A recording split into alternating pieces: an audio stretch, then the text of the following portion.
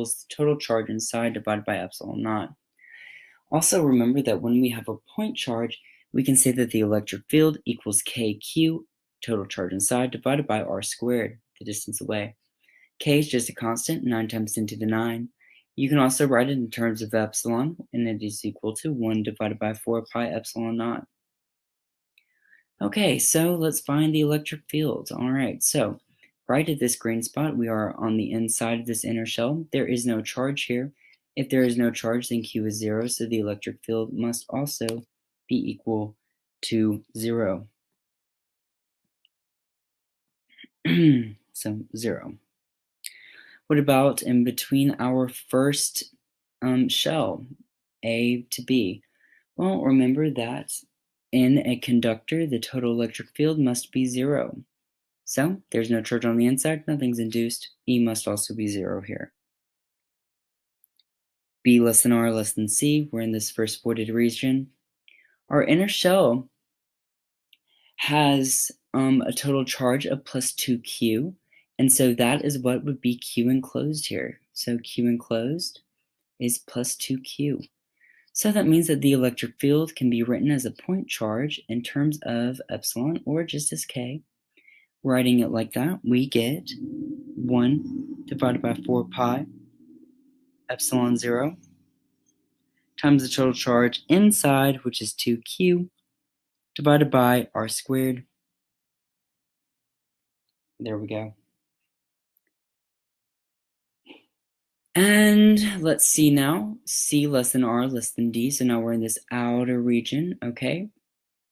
So if we're in this outer region, I know that electric field must be equal to 0 here in this region, because when we're in a conductor, the net electric field must be 0.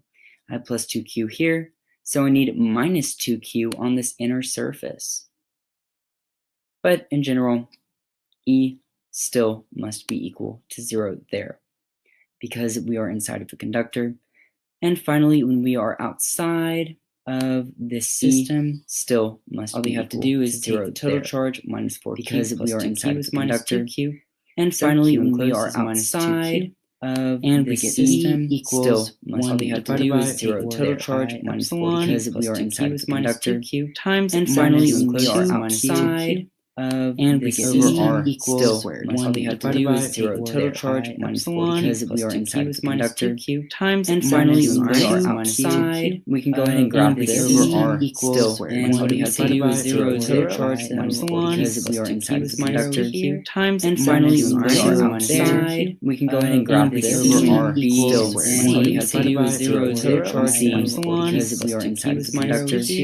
And finally, when we are outside, we can go ahead and graph this over R still, and all we have to do is 0 total charge minus 1, and we are inside of the conductor. And finally, when we are outside, we can go ahead and graph this over R still, and all we have to do is 0 total charge minus 1, and we are inside of the conductor. And finally, when we are outside, we can go ahead and graph this over R still, see what happens if you have 0 total charge minus 1, and we are inside of the conductor. And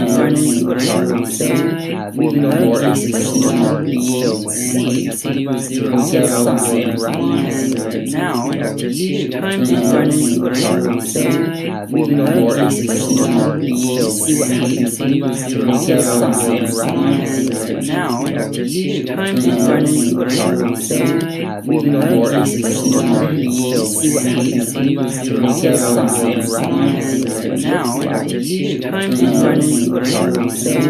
we can go ahead and graph this over R still, see what happens if you have 0 total charge minus 1, and we are inside of the conductor. And finally, when we are outside, we can go ahead and graph this over R still, see what happens if you have 0 total charge minus 1, and we are inside of the conductor. And finally, when we are outside, we can go ahead and graph this over R still, see what happens if you have 0 total charge minus 1, and we are inside of the conductor. And finally, when we are outside, we can go ahead and graph this over R still, see what happens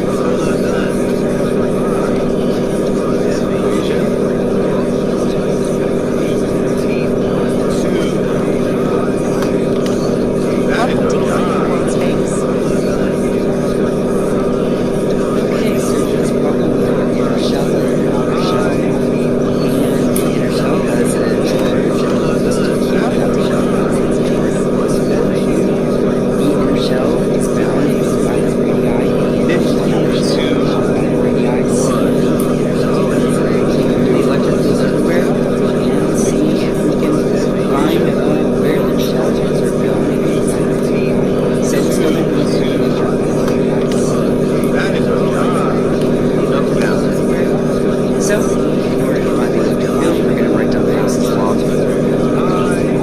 which says that the integral of dA equals total charge as the field flows, divided by epsilon says. So in total, this is and this is our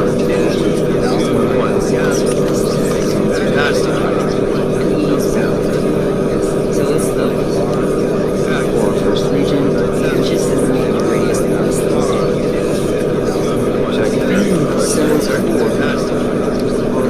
A, well, we don't have any charge there, so it means that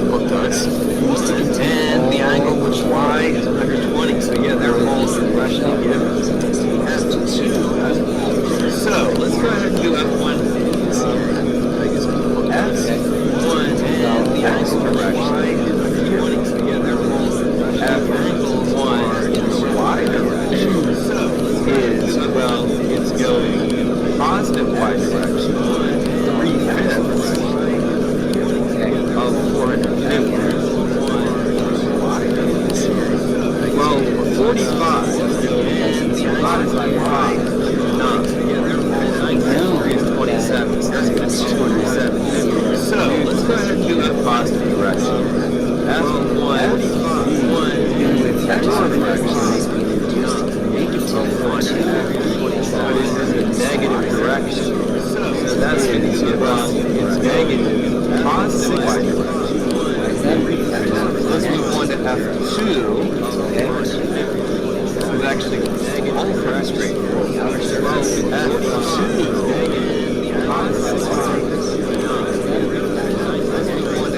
total charge is just going to be the 525 of x direction. also negative 5. So that's going to be about This is y expect that this the sign of the y direction was actually 20 degrees. this is divided by 4 525 sign of the y direction is 512 degrees. and that's the Cosine of b, which is 65. So this y one should end up giving us a negative number. The other one should be positive. So let's put them into a calculator. The y direction one is actually 120 degrees. So this y one Welcome to EE World Space. Cosine of 45. Put them into a 71.2. The y direction is 120 degrees. 525 cosine 120.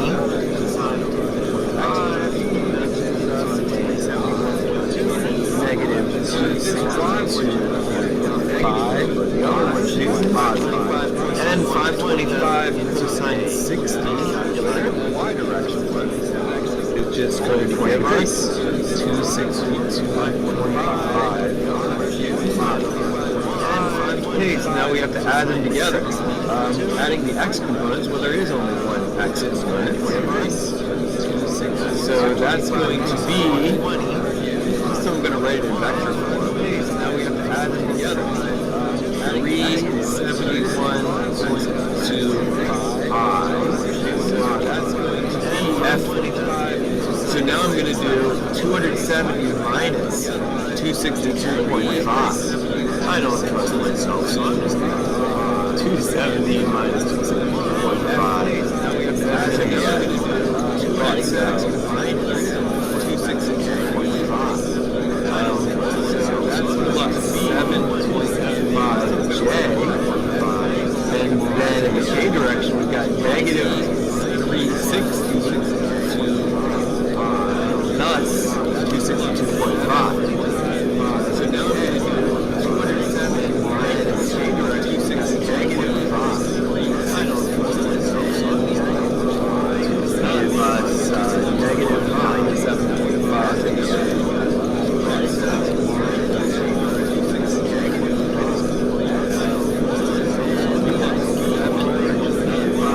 We need to sketch the vector.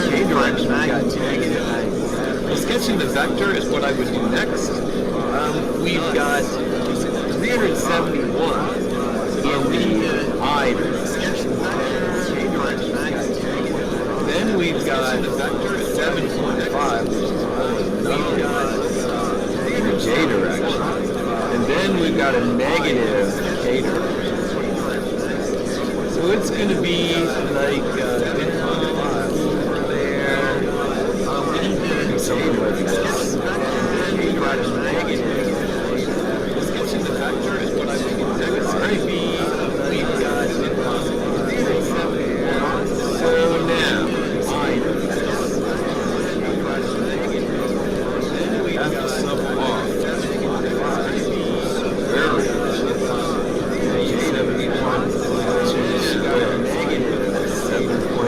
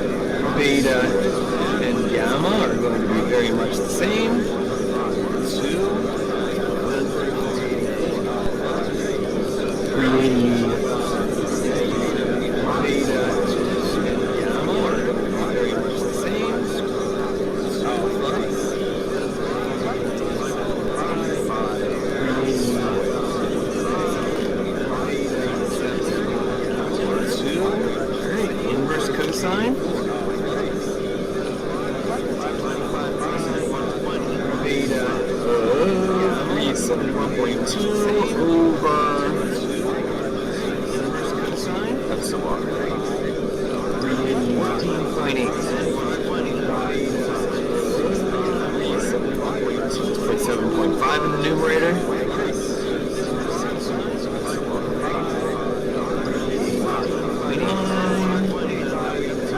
And negative 97.5. 7.5 in the numerator. 100. Now I'll check these.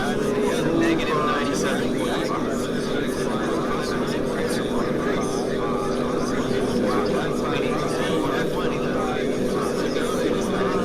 Welcome to the channel where we tax complex questions and break them down into simple step-by-step solution that solve today's problems together.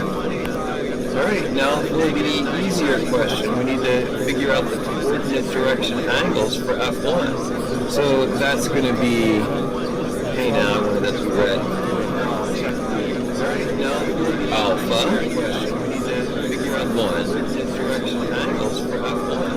So that's going to be beta 1. And with the z direction, gamma. So, alpha 1 will be the inverse cosine. Oh, wait a minute. I forgot to get the magnitude question. That's F1. Oh, wait. You know the magnitude. 60. Silly. I forgot to get the magnitude question.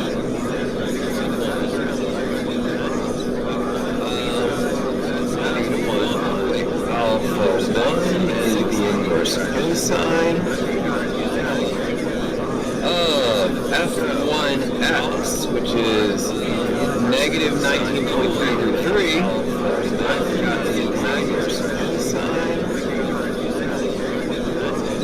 over 6, which is negative 19.633 beta.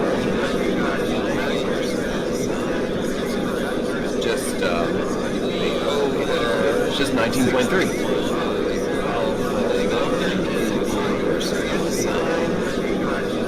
And gamma 1. Welcome to Computer World Space. So in this example, we have an inner shell of positive 2Q charge. Negative 46. Minus 4Q charge. And we're going to find the electric field. So, to begin, we need to write down Gauss's law. So, just putting them into a calculator. Also, remember that when we have a charge again, we can say that the electric field equals KQ divided by force squared. K is just a constant 9 times into the 9. You can also write it in 124. We can say that 1 divided by 4 Okay, so let's find the electric field. Right at this green spot, we are on the opposite side of this inner shell. So just putting them into a calculator. Okay, so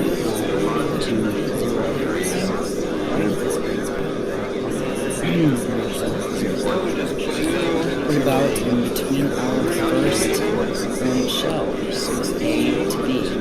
Well, remember that in a Welcome to the channel where we tax complex questions and break them down into simple step-by-step solution that solve today's problems together. B less than R less than C. Now, at least this diagram seems easier to see. Has the total charge equals 2Q. And so A that little is bit what harder to interpret. Well, at least this diagram, let me go ahead and draw what I can draw here. Writing it like that, we get Which I will draw my y-axis. comes the total charge inside, which is 2Q, divided by force squared. So, to continue this through, we've got got a point B down here, which And looks like the let's easy see now, one. C less than R less than D, so now we're in this outer region. Definitely the easy one. There's a point So, in this outer region, I know that up electric here, field must be equal to 0 in C2. and we're shown that Because when this is we're in 3. So, This is 4. so we need minus 2Q on this inner This surface. is 2. But in general, Because that's still that one. Oh no. Yeah, this and finally, is we are 1.5 outside zero the feet. system. All we have to do is take the total charge of Q to And Q1 then there's point C back here, and we get which is harder to visualize. times minus 2 But the hypotenuse is 2 feet, and the angle is 20. So I'm going to, whoops, drop this. this, and I'm going to indicate that this is 2 cosine 20.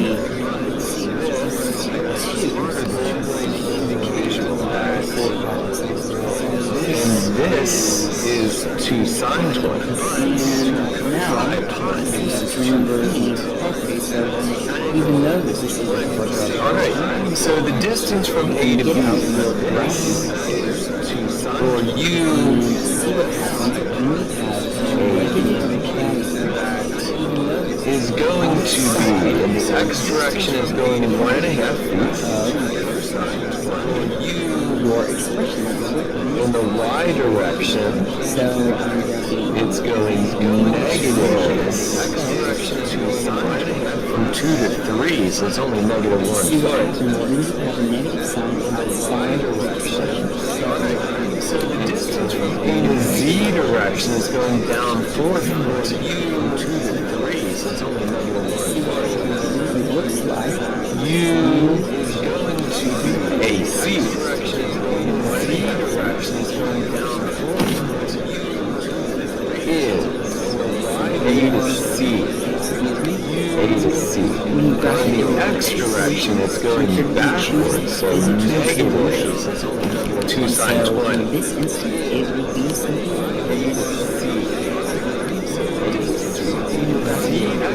In the y direction, it's going over okay, so 2 plus 2 cosine 20. That would be let's look at the inner surface of our star. positive The inner direction. surface of our star. Okay, so remember electric field must be 0 inside of this guy, whatever we got it. So describe this. And then in the z direction, it's just On the negative. outer surface, electric field must be the total charge on the shell. The inside of this guy.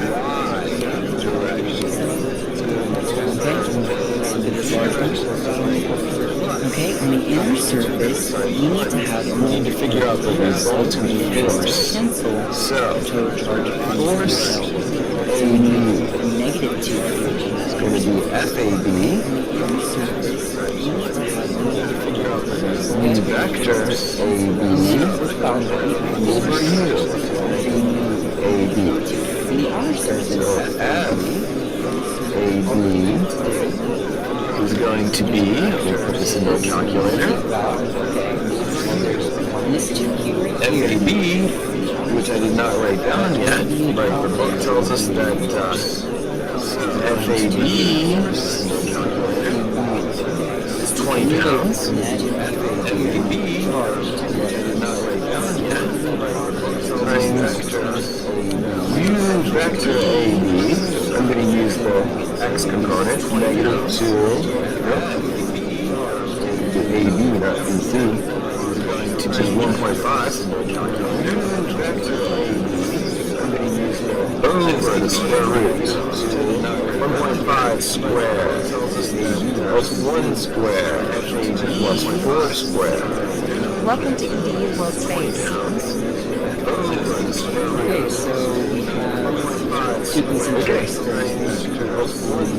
That gives me 6.84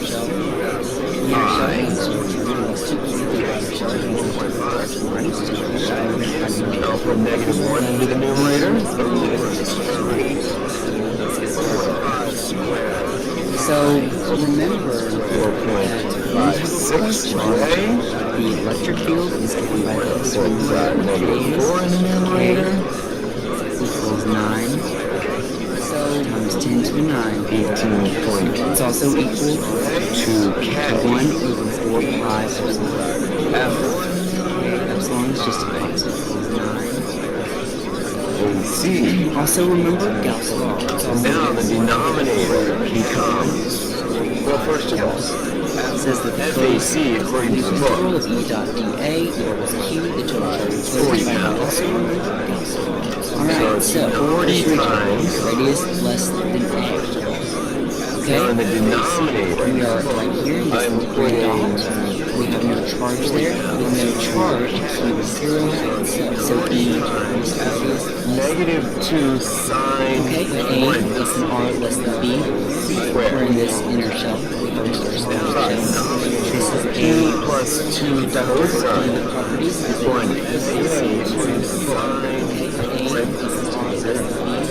B less than R shall be C. So now we're using plus 4 squared. so it's the total charge in that region. Alright, so the numerator is -2 sine 20. Just imagine that it's a charge. This is -4.87. Divided by. And I'm going to put the 2 plus 2 cosine 20 in the numerator. Times Q. So charge inside. 2Q. 27.6. I'm going to put the 2 plus 2 cosine 20 in the numerator.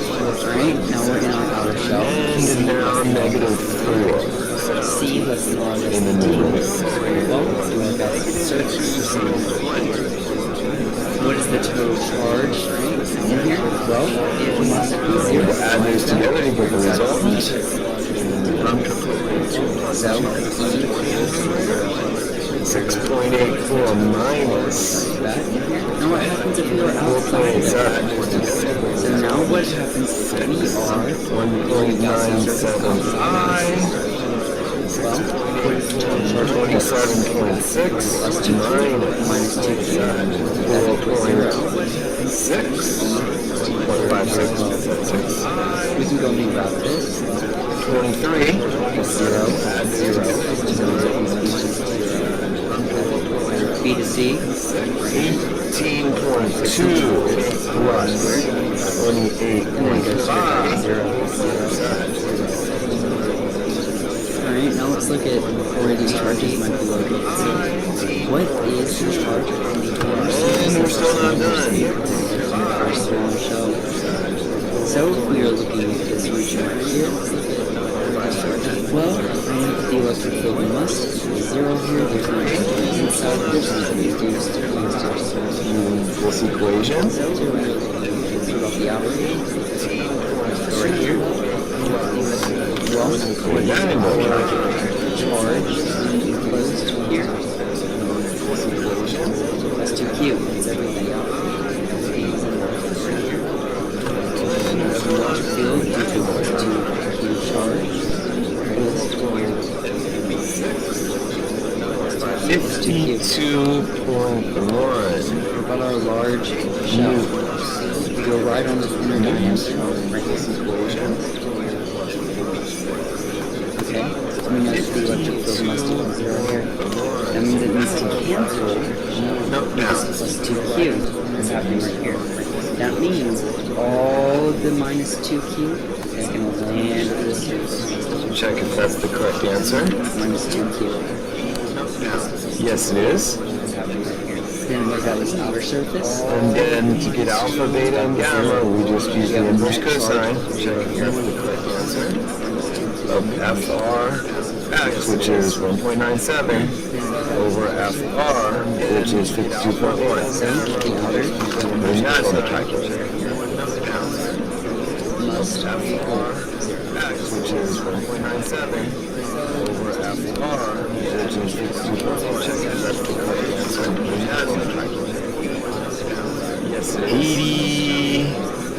87.8 degrees. Theta. Just have to change the numerator to 23, which is 7.8. Gamma, I changed the numerator to negative 46.7. Okay, so for this problem we have an inner shell and an outer shell.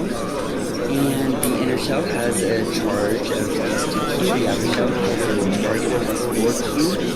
The inner shell is bound with by the outer shell bound by radii C and D. The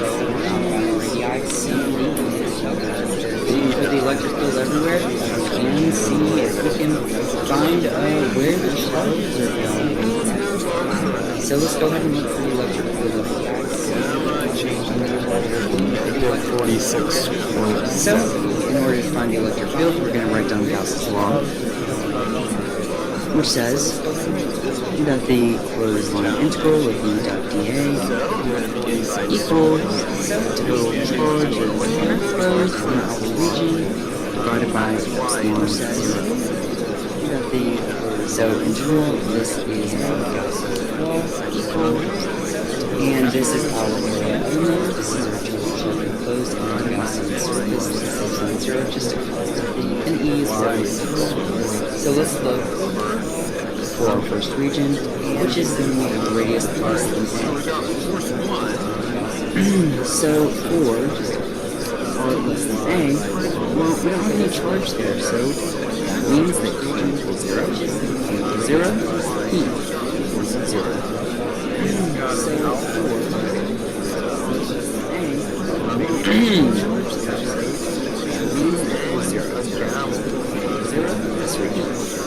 Alright, what about if we were in between A and B, so we're in the shell?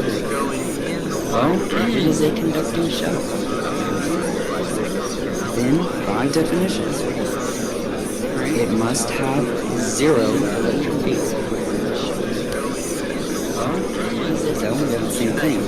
P must equal 0. By definition, it must have 0. Now what about this cavity between B and C? So, for B, this is R, and C, well now we do have some charge. The total charge on this shell was 2q. So, just in general, we know that the formula for the electric field is point charge. Now we equals K, which is 1 over 4, so epsilon for 99, K into Q, divided by R squared. We can use this for our region between B and C, and we see that the electric field E equals K. We can use this Q for our 2. Q right here is the total charge divided by R squared. R squared is just Q. We'll write this more explicitly. 1 divided by 4 pi epsilon R squared times 2Q over R explicitly. Okay. Now, what about the region C and D? So now we are in this outer ring. Well, when we are in this outer ring, remember that the electric field must equal 0 because it is a conductor. So, for the region between C, this outer ring, and D, E equals 0.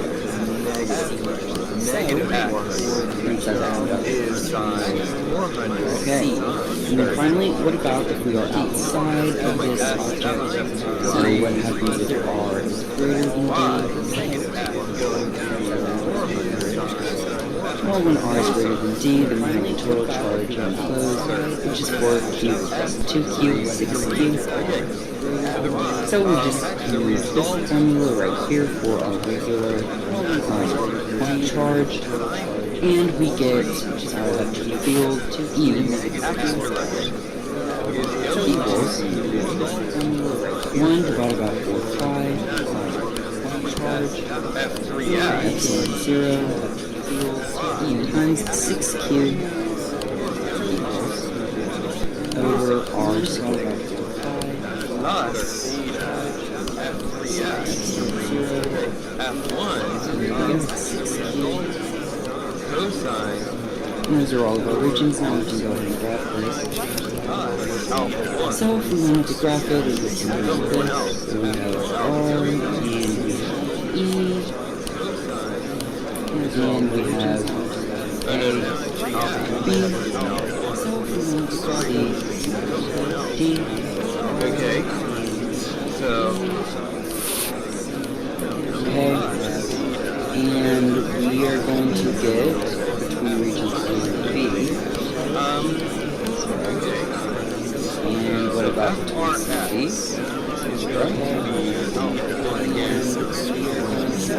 Originally, 0 being charged inside of that inner shell. And between regions B and C, so because of the 1 over R squared inside plus this, and we see a similar function because we're in R is greater than D. However, this time in the y we are direction, going to have a different factor in front, and it's if going alpha to 1 and be beta 1 are 1, this that's why we're playing the y and direction. so that's that. Now, what about between minus inner surfaces? And so, nevertheless, the y direction is Well, going to be F1. okay, so the inner surface, what is the total charge on the inner surface of the solution? Well, Magnitude of it has to be 0. Why is that? Because the electric field is 0 on the we have the Gaussian surface versus this guy. Gaussian surface. There's a charge right there, there's a inside, inside. So, inner is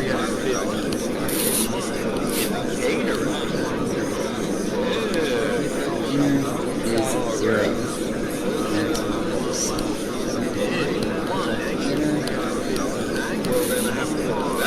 Okay, what about the outer? All the outer surface right here needs to contain all the charge F1 is no longer for this inner shell. So it has to be this 2Q. All the outer surface right here. Okay, it needs to contain all the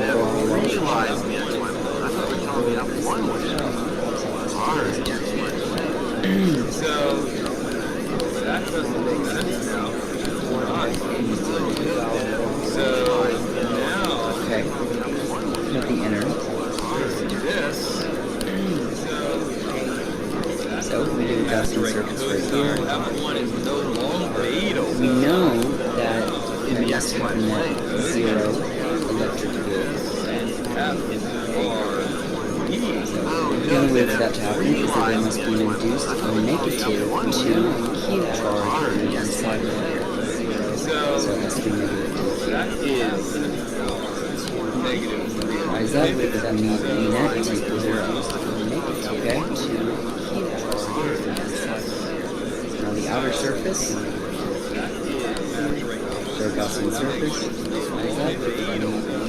That's just the total charge, which will equal to in the z direction. and that's that. That's just the total. Also, another thing to note about this graph is that this is, if we were to have units on this, we would expect that this would be taller than this. This is 6 divided by 4, 5, 2. We expect this C oh, check. Great, F3 as the next one. And that's Alright.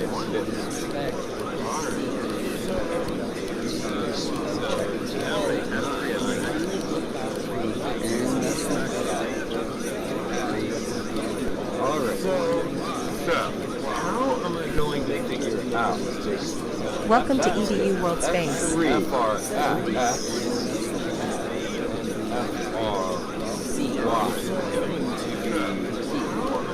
Great, F3 as the next one. Welcome to EDU World Space. Alright.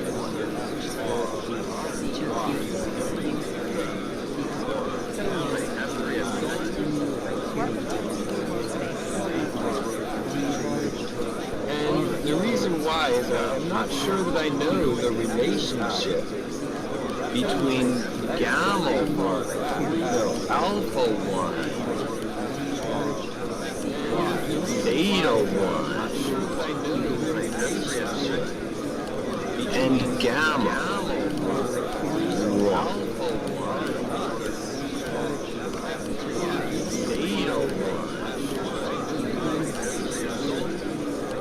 So I look back in the book, and I notice that the cosine squared of alpha between gamma. So I look back in the book, and I notice plus the cosine squared of beta 1 and the cosine squared of gamma 1 equals 1. I did not recall. So, now, look at this since I notice gamma.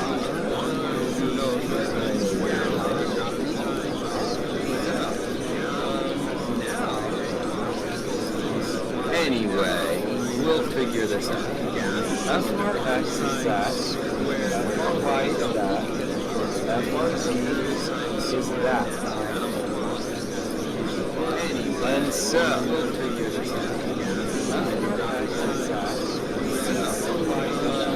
I need to find F1.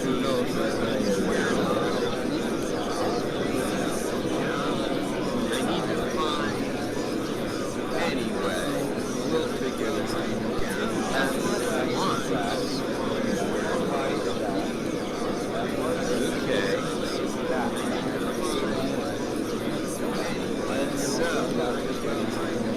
So we're saying that negative 350 is F1Z, which is also going to be F1 cosine F1 gamma. So we're saying that negative 350 is F1Z, which is also going to be F1 cosine Okay. Could be a lot of equations, I think. F. We're saying that negative 3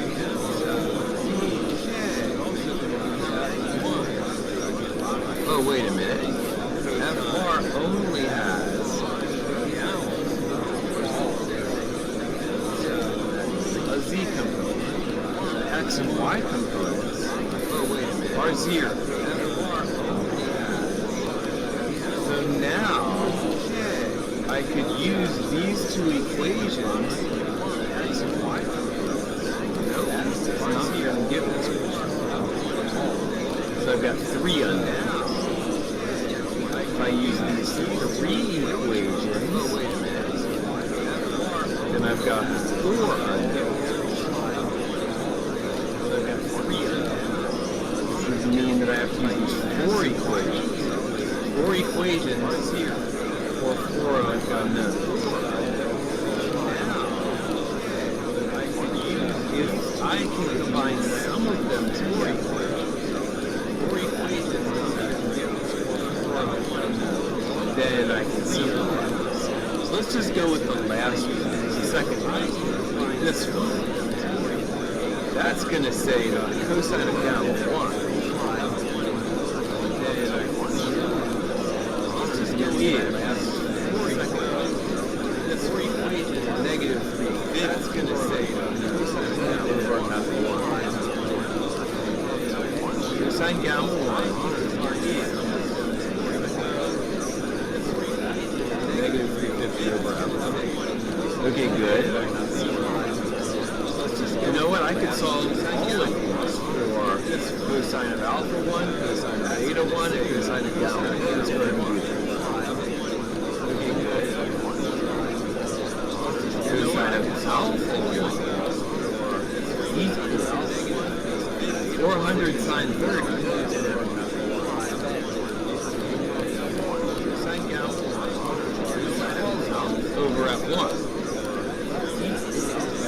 From first 400 sine 30 cosine alpha 1 equals 400. You know what? I can solve sine 30 over f1. Okay, good.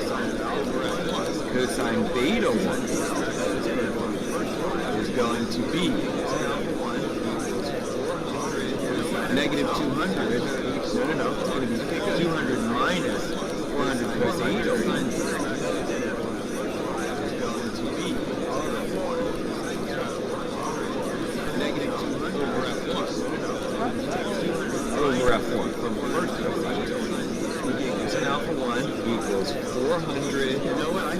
I can substitute. Okay, good. All of cosine beta 1 in over f1 to the last equation. And that's going to give me negative 350 over f1 squared plus. And that's going to give me 200 minus 400 over f1 cosine 30 over f1 squared plus cosine 30. And that's going to give me 400 negative sine 30 over f1 squared is 1. Welcome to EDU World Space. Sides, then you get rid of all of these and just say that equals f1 squared. And so I can take the square root of both sides. And that would be what f1 is. So f1 would be, so I can take the square root, put it in here.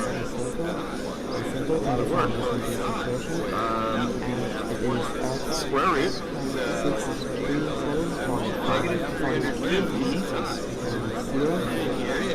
squared plus 200 minus 400 sine 30. And so I can take the squared plus 400 sine squared. That would be 30. Squared. Here. Plus 400 sine Alright. That gives me 429. So let's see if this is right. 71. Yes, it is. Alright, it's not new. That gives me pounds. So it is pounds. Let's see if this is right. Yes, it is. So now I just need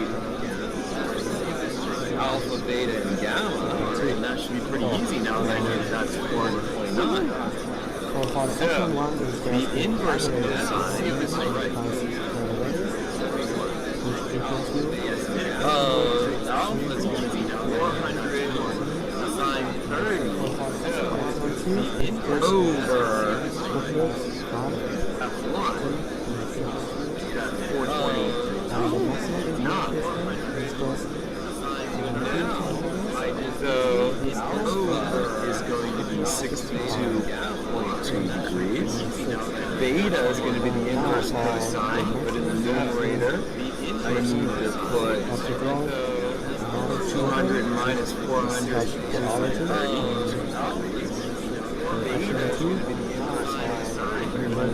is 30. They give me 110.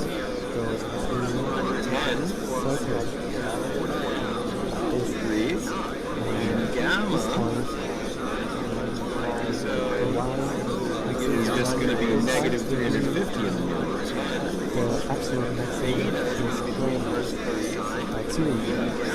Good, and that would be obtuse. 1 check those answers. And that would be obtuse. And that is correct. I'm a little bit surprised that I didn't make any mistakes. That was pretty complicated.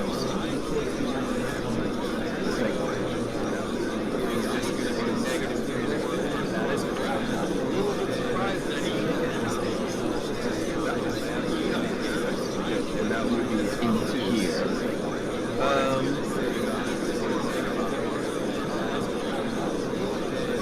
Welcome to EDU World Space. However, you're basically going to result some vectors. Welcome to EDU World Space. X, Z. And so,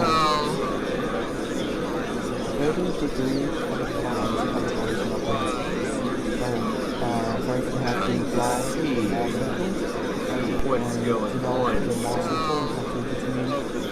I think I may try to do this directly.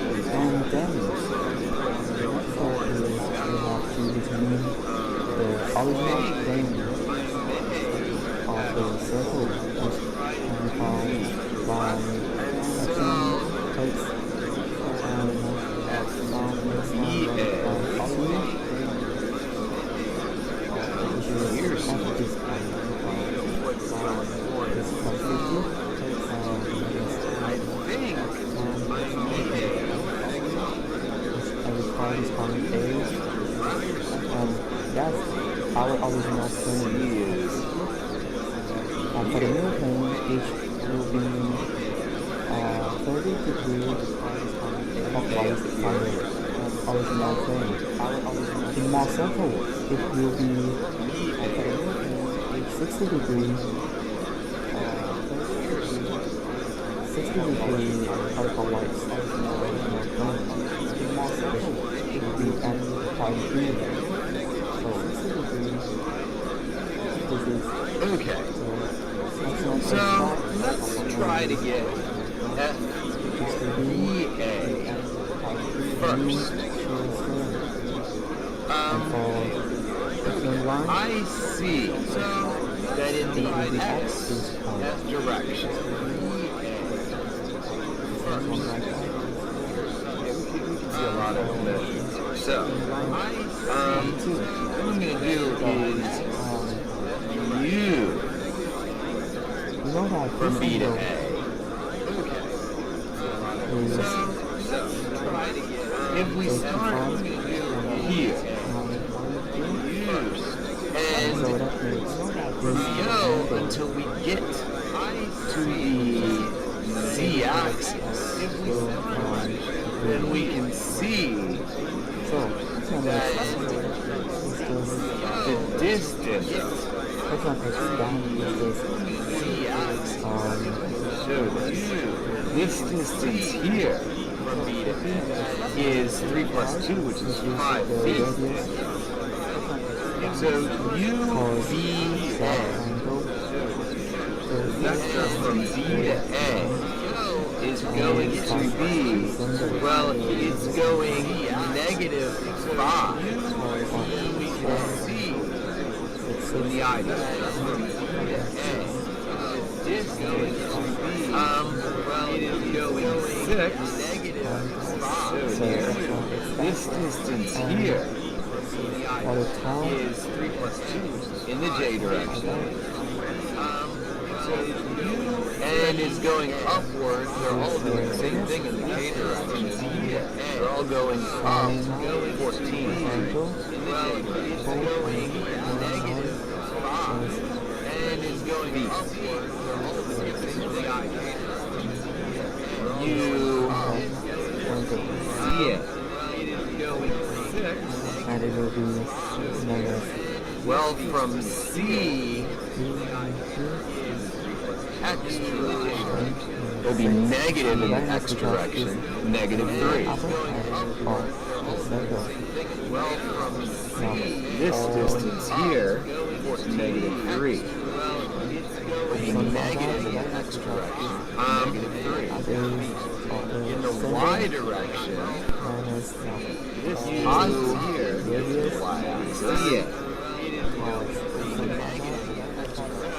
And in the Z direction, they're all the same. Y direction will be negative in the X direction, negative 3. these are And in the Z direction, they're all the same. This distance Is here. from D to A, 3. X will be negative in the X direction, negative 3. Y direction. This Is distance here. from D to A. Wait a minute. Let's go back to Welcome BA. to EDU From World B to Space. A, we have to go negative X direction. So in this But from equation we have C been to given A, state X as direction is right? positive. So in this This should go back to Welcome to positive. EDU direction I'm gonna think about whether I messed up my negative. Is from D to A. Let's go back. and From the D y to direction X. is equal to X 5 should go X. and Should be the negative. various rate Y is should equal be to positive. Think about whether I negative messed up 15 positive. D to A. negative 6 Positive X. right and Positive Y. Let's go then back to the positive. z direction is 0 because Negative is supposed to be D to A right now. From direction, right? C to Now we are going to use X the direction. Positive. It is going negative, positive in the X direction. Think about whether I messed up my Right. negative. Is from D to A. That D to we X, are going to 5.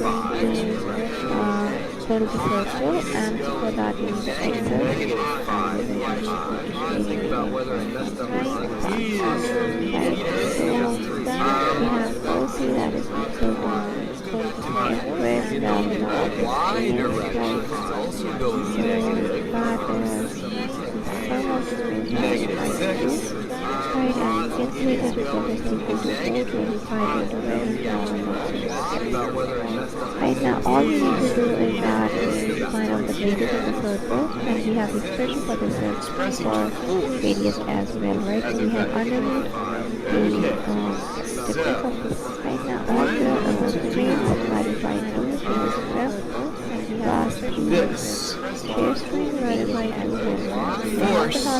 just lump them in BA and you get that equal to 3.4 is force BA is 350 times U BA into 10 raised to the power negative 4, right, and that is approximately over 348.2 into 10 raised to the power negative 6. So let me get Right, that. now what we need to do is that we need to draw the circle.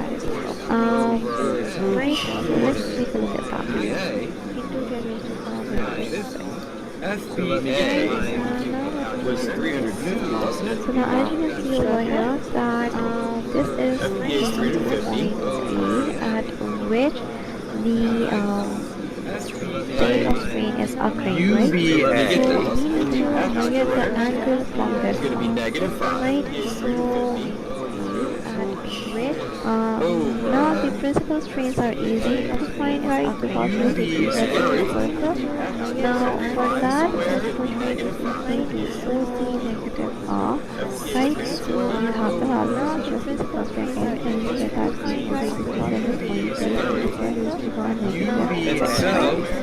and the other principal strain is right plus R, right? Again you have the values, just plug them in and you will have your value. Answers to make sure I'm on the right side. Also in the and yes, the other principal strain And I also wanted to check negative 5 is negative 6. negative Right, so now that we have 109i. the principal strain, we need to find out the Now all I have to do is put into minus 6. strain, right? That is given by this divided by 1J. and equal to Now I need to put positive 14 right? So when we minus 6 in the share numerator. this, right, that is what we are, then we can find out the value of the maximum influential rate, right? So Now I need to put positive 14 gamma from maximum influential that I is can, equal in the to same R, manner, get that is FCA. equal to the difference of the principal strains, right? So you have values here, so the subnet is, and you have my value that is 6 and this is 6. Right now, since these principal strains they have the same sign, right? They have the same sign, and the same sign means that we can fix. Right now, you can directly have the expression have the maximum value of a shear strain, right? That is maximum sign means 500 pounds. you can directly have the negative 6. This concludes our solution. And the numerator is 3. So for CA, 500 pounds, that's going to give me 3 squared, 193 squared, plus 4 squared. It's also 3 in the J direction, 100. Welcome to EDU World Space. And then in the K direction is... So let's solve this question. In this question we have epsilon a epsilon x It's also 3 in the J square direction, plus 400. Welcome to epsilon EDU y World Space. minus square. So let's just And let's get the last gamma one. xy have epsilon So negative 5 squared is 25. Following this, epsilon x plus epsilon y 0 here. Substituting the value we get gamma xy plus will be 5.7. The force minus G 4 direction is y1 r a1 minus y2 r a2 xy. Doing this we get y get 2as 0.0653. Now we have tau xy as plus e. Now we get I get x as I is tau as e. Now we have a tau I d4 minus d4 minus d. So that means tau xy as I plus 3.82 e. Now we have d4. Now we have tau xy equals to g to gamma xy. So this is already 8.997 xy to p equals to 5.6 into 10 raised to power 6 5.7 into 10 raised to power minus 4. P comes out to be 83.05. CA looks right. I don't know what's going on with DA. P comes out to be 83.05. My answers aren't even close.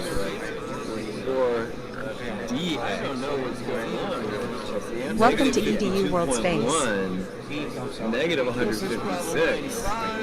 So in this question, the radius is equal to 50 Okay, millimeter, so right? And the Welcome to material EDU that is World over Space. here is D. The tension that is applied over here is on this question, 2 kilonewton per meter, right? And we are required to determine the weight of material and attachment go through exactly what I did. right? The tension now, From the D, thing to note over my here is answers that aren't even as close. there Going is no load that is being negative 6x. applied over here, right? So it means that if there is no Negative load, only there going will to be any 6. torsion present. And as there is only torsion present, so it means that there would be no stresses. It means the stress is the x direction, it means the right direction, y direction is actually 0, right? And if there is no stress, so it means that there is no normal strain, right? So it means that the strain in the x direction is equal to the strain in the y direction, that is equal to 0, right?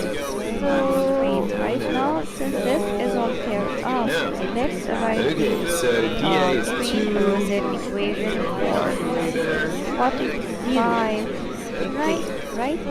Screen rosette equation for 45 degrees up is screen along the entire direction That gives me training on the expression positive 45 negative train along the 52. right direction. Sorry. Second one is negative 6, I believe. Train along the right direction. Minus 156 plus J. gamma of x And the third one is 14. 5, 15, and plus 5, right? Now we discuss the first part from the screen along the right direction. 5, negative 52, negative 0 right in the So my error was in reading the graph. This is not 5. positive sorry, gamma of x right is multiplied to right. Let's say this is equation 1. Now what we need to do is that we need to write the train as an equation 135 degrees. Now how did we get 135 degrees? So 40 the distance the other plate was 5. The distance here is 2. We want to use 2. How did we get right? So 40. Now what we need to do is that we need to write the rosette equation for 45 degrees. Sorry, 135 Now I don't understand why 66 comes after 65. 66 is so much easier. I already have the components of 1. And so, if I want the distance, all I have to do is write the inverse cosine.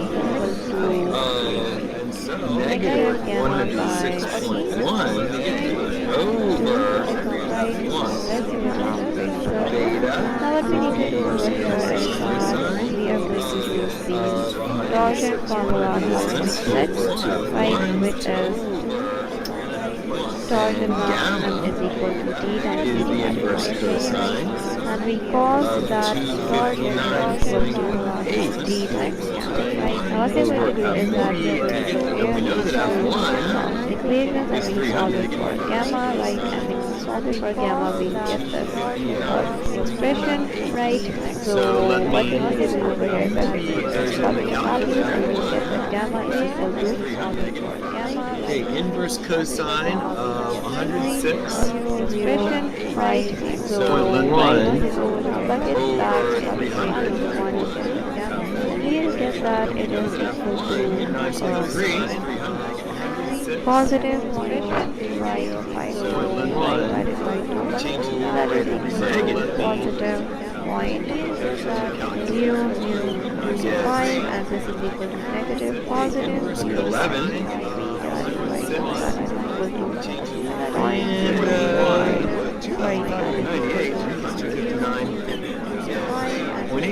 Positive 0.3, right? So this is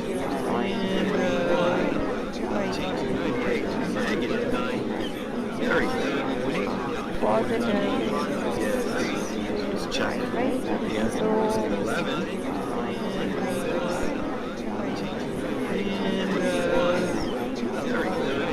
So Welcome to EDU World Space. Welcome to the channel where the tax in complex this question we are given down into the simple following step-by-step solution. that we have Let's studied. solve today's problem together. Welcome to The EDU. continuation of the previous problem, and they're actually only asking us for the two forces acting at point A.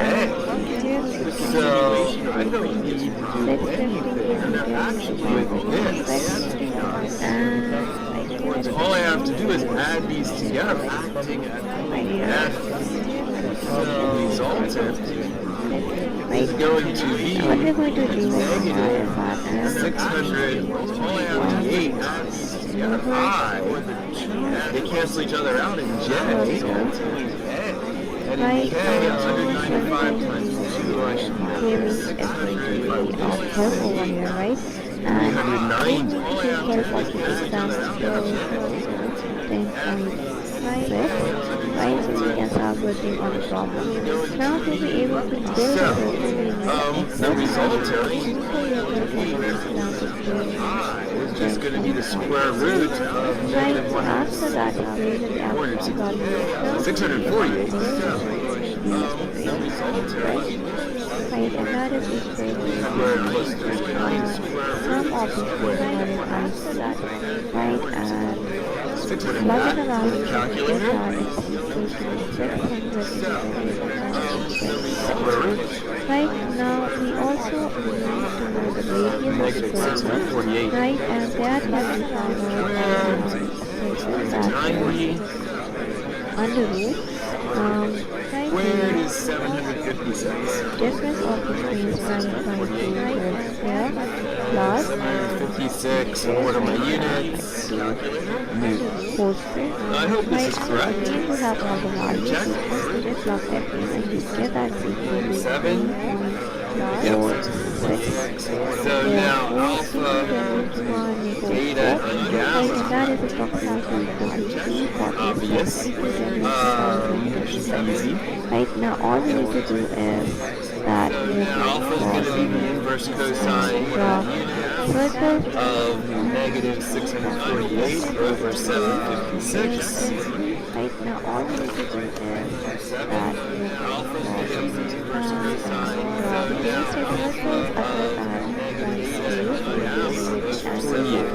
Negative so let's first of all take a look at that circle, right?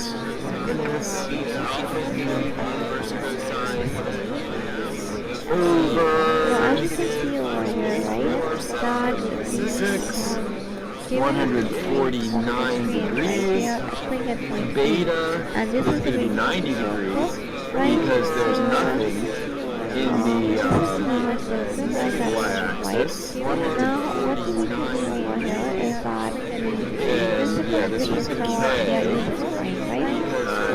Gamma is going to be, I need to put 390 in the numerator. 59 degrees.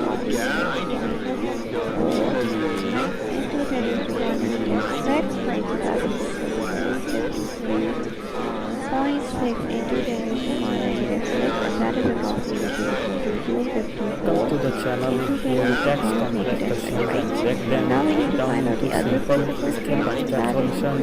Let's solve today's problems together. 600 plus 3 I'm going to begin by drawing a diagram as usual.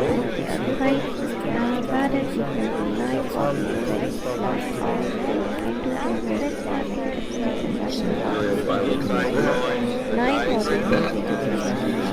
Okay. now what we need to do is that we need to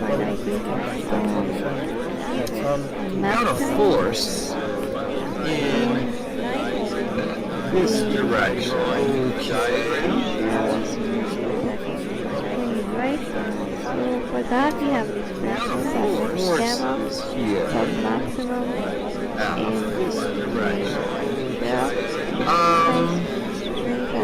Divided by 2 and Alright. for that, right? So we will just simply We're told that shift this over S here, right? And we have is 350i minus 250j minus 450k minus 250. And we know that the length right here is 9k. So the first thing that I want to do is I want to find the direction minus 250 of the force. Is 950. right now since Which is just going to be the force. same sign, right, then the actual vector field would be Here is 9. It's just going to be the force divided by the magnitude. First thing I want to do is I want to find the direction. right, and it's 29.46 into this divided by the magnitude is going to be the force. So let's go ahead and get that. So here's the x component. It's just going to be 350. Should be the force divided by the magnitude. Welcome to EDU World Space. So in this example, we have an inner shell of positive 2q charge and an outer shell of minus 4q charge, and we're going to find the electric field. Squared. Let's go ahead. So to begin, we need to write down Gauss's law. Closed line integral, closed loop integral, dA equals total charge inside divided by epsilon naught.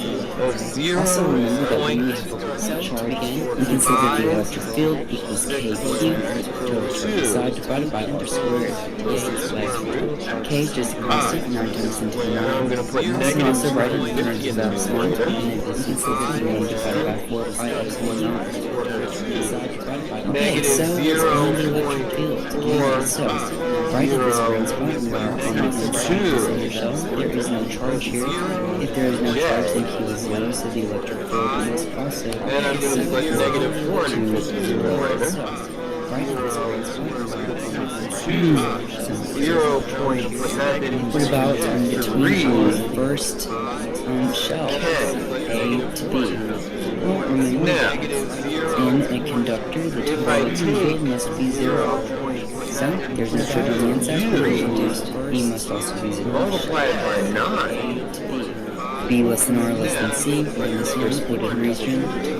Our inner shell has a total charge of plus 2q, and so that is what would be q enclosed here. So C enclosed is plus 2q. So that means that the electric field can be written as Just be that x, y, and z coordinates, and so that is what writing it like that we get except it would be the divided by opposite 4 pi of the x, y, and z epsilon 0 coordinates. times the total charge inside, which is 2q, X divided by is r just squared. going to be 9 times 0.562. Y is just going to be And 9 let's see now, times C less than R less than D, so now divided by the region, okay?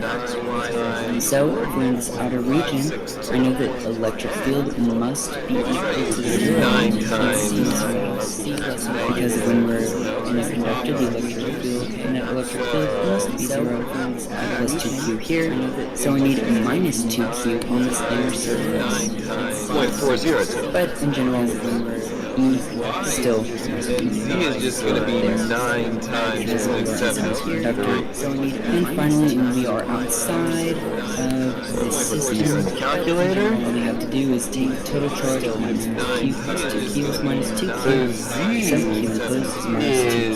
And finally, we get E equals 1 divided by epsilon What are our units here?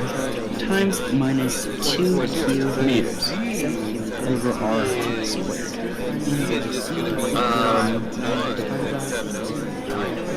What are our units here? We can go ahead and graph this. And what do we see? 0, 0, 3.61 meters. 0 there. And Between B and C, graph this. We see negative 5.06 here. 2, 6.1 meters. 4 pi epsilon 0 r Let's check squared. the book. 89. And now, we have to remember one of the properties, so even though that this is a quadratic function, 6.51. get out your So the only difference is that the book rates of x is and see positive, what happens but when I you wrote have that x is negative negative. values, even though that this is outside Negative 5.06 here. So the only difference is that the book rates of x is I guess they're showing the book so direction of the x-axis. And so, okay, that makes sense. to see what happens when you have a negative sign outside the expression. So, okay, that makes sense. To see what happens when it looks like outside the expression. centimeters. Welcome to the channel. Here we tackle complex questions and break them down into simple step-by-step solution that solve today's problems together. When you graph it, there will be two solutions. Okay, so You let's choose try the to physical solution. to the horizontal axis. And so in this Right now, instance, we it can see will be that the angle between chain AB and the horizontal axis is 30 degrees, and the angle between chain CD and the horizontal axis is 60 degrees. So let's calculate the horizontal Okay, and so vertical now components we of can the get forces. the For chain AB, horizontal component these is shells. FAX Okay. equal to chain and Let's look at the inner cos surface of of 30 degrees, which is the inner equal to surface of our small. times Okay, cos of so 30 degrees. remember That electric is field must be 180 times on the root very 3. inside Similarly, of we this have guy vertical where that green component dot is. FAY So equal this to guy must be 0. FA times What about on the outer 30 surface? degrees. Then Outer equal to surface 200 times must be the total charge. sine of 30 degrees, that is 150 Newton. Now for chain CD, the horizontal component is FAX equal to Okay, FA on the inner times cos of surface, 60 you degrees, need to that have an is electric field of 0. So 250 times cos of 60 degrees, which is equal to 150 So we need Newton. negative 2. Similarly, we have vertical component FCY equal to 125 times square root of 3 Newton. F cos is the forces in Cartesian vector form. The force AB in Cartesian vector form is equal to 150 times square root of 3I is 150 J Newton, and the force in Cartesian vector form is equal to 135I is 135 times root 3 J Newton. We have 150 J Newton, and the force in Cartesian vector form is equal to 135I forces in Cartesian vector form. Force AB in Cartesian J Newton equal to Welcome to the channel. Here we tackle complex questions and break them down into simple step-by-step solution that solve today's problems together. Now, at least this diagram seems easier to see. Down into simple step-by-step solution that solve It's a little bit harder to interpret. Welcome to EDU Workspace. Let me go ahead and draw at least what I can draw here. Two concentric shells, and a radius A, a radius B, Good job of drawing out the y-axis. the inner shell is the outer shell. We're going to find the Okay. everywhere. So, continue this through. We've got a point B down here, which looks like the easy one. That when you have a point charge, the electric field Definitely the easy one. There's a point A. K Up here. so times 10 to the 9. And we're showing that this is 3. 1 equals 4 pi. This is 4. This is 2. Also remember Gauss law. It's also Guess that's it for that one. Gauss says that the Oh, no. closed interval of E dot dA Is 1.5 closed by Gauss law.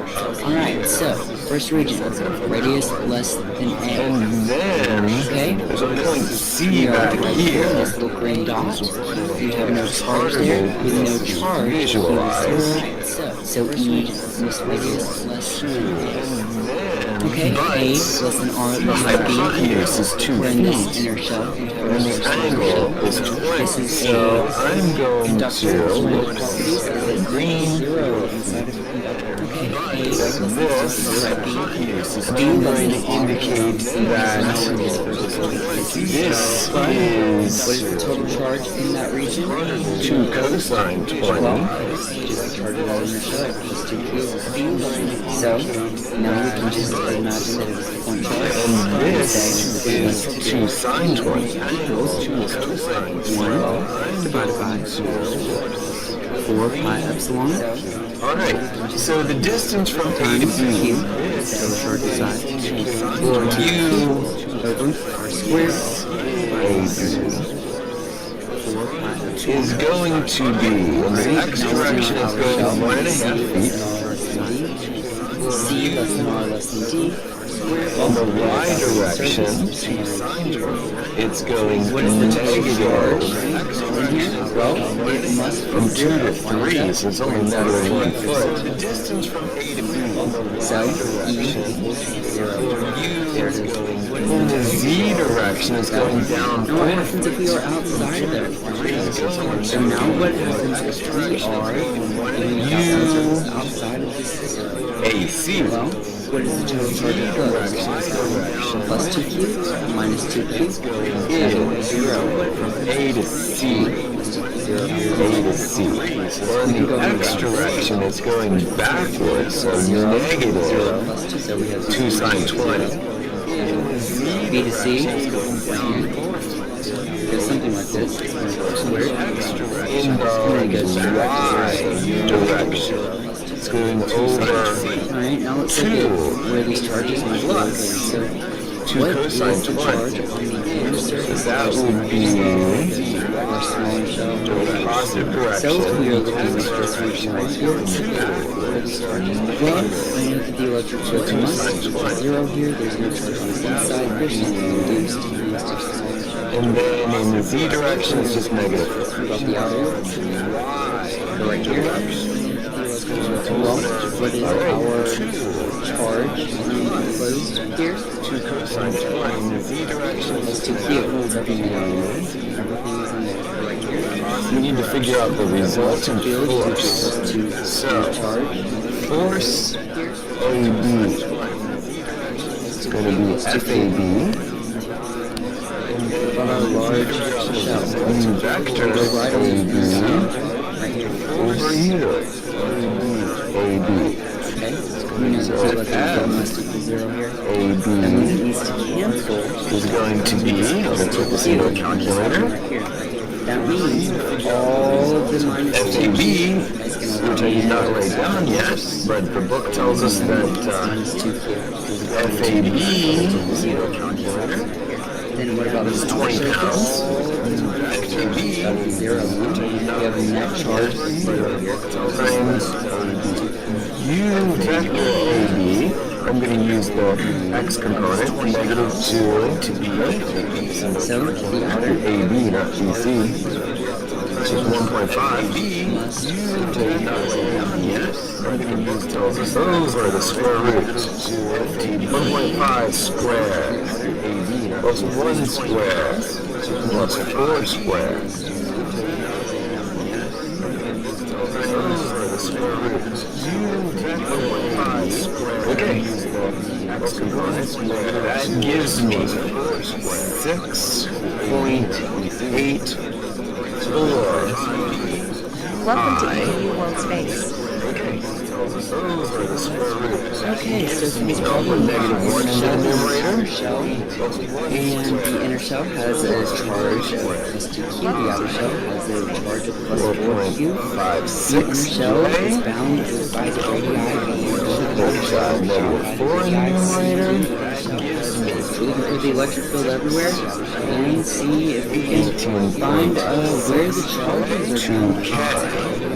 So let's go ahead and look for the electric field.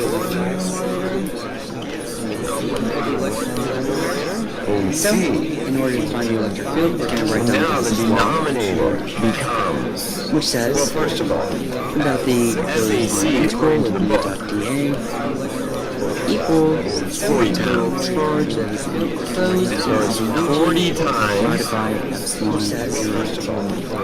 Now in the denominator, I'm putting at 40 times. And this is our area element. This is our total 40 charge. times negative 2 sine 20.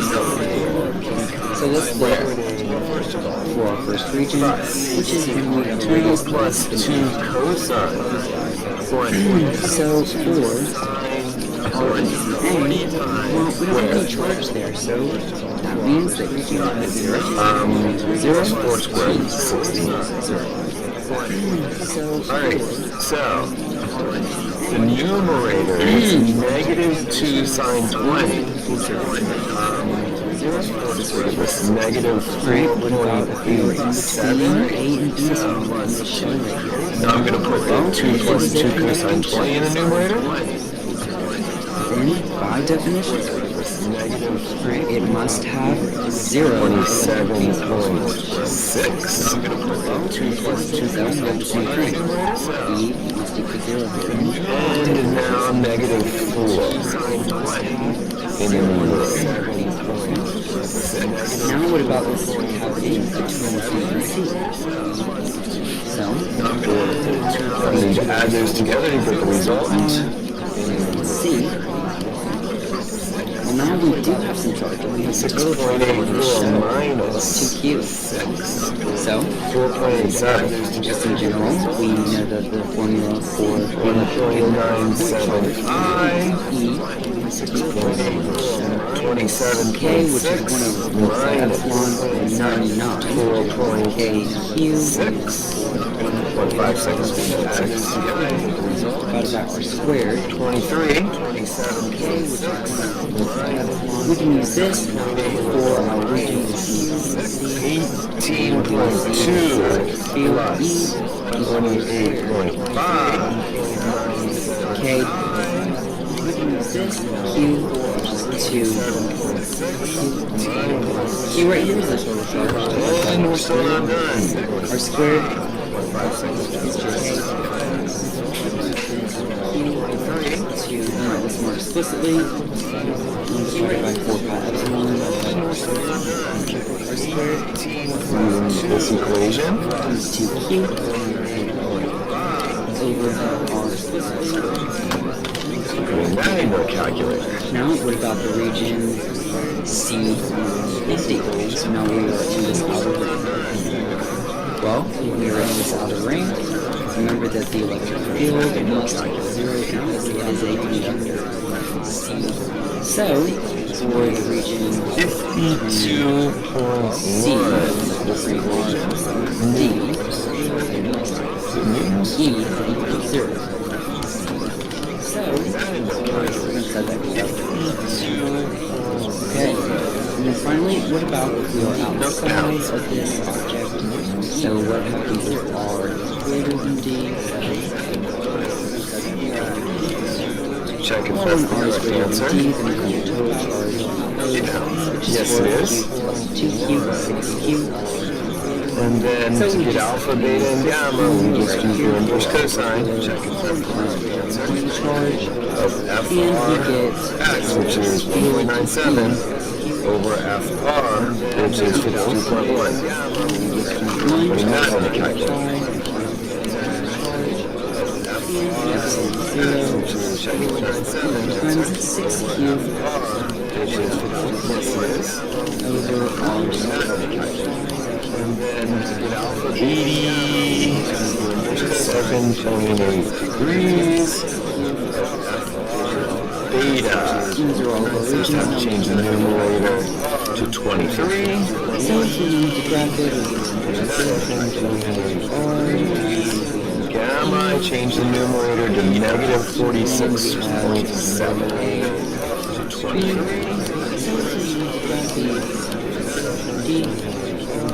Gamma, I change the numerator to negative 46.3. and we are going And to those are get correct. change the numerator To 23. and what about between C and D? Gamma, I change the numerator to negative 46.3. Inside that inverse function. And between regions B and C. So because of the 1 over R squared, inside this, and we see a similar function for lambda D. This time, we are going to have a different prefactor at the front, and it's going to see a little function this time, and so that's that. Now, what about the charge on the surface? Well, so the inner surface, what is the total charge on the inner surface? Zero. Plus. Why is that? Because the electric field is zero on 300,000 surface. So this guy surface. Charge right there. The inside. So inner.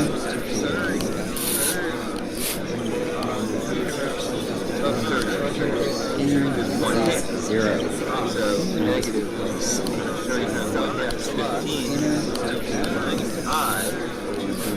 Okay, what about the outer? All the outer surface right here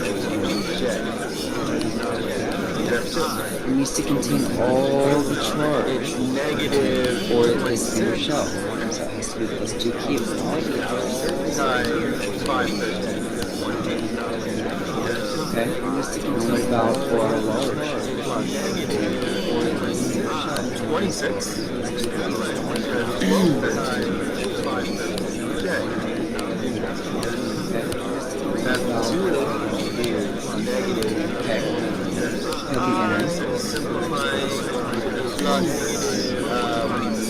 So we do Gaussian surface right here. We know that we must have a net zero electric field. The only way for that to happen is that there must be an induced negative 2 cube charge on the inside right here. Zero. So that's a negative 2 cube. So far this section seems to be Why is that? Because we need net to zero. Okay. What is different? Seriously. On the outer surface. So, we're showing that this is 30 degrees. Surface. We're also showing that this down here That's just the total charge. is but I would rather mark this as 30 degrees and 45 degrees. Also, another thing to note about this graph is that this is, if we were to have the units on this, we would expect that this would be taller. This is 6 divided by 4 if I were to have 2.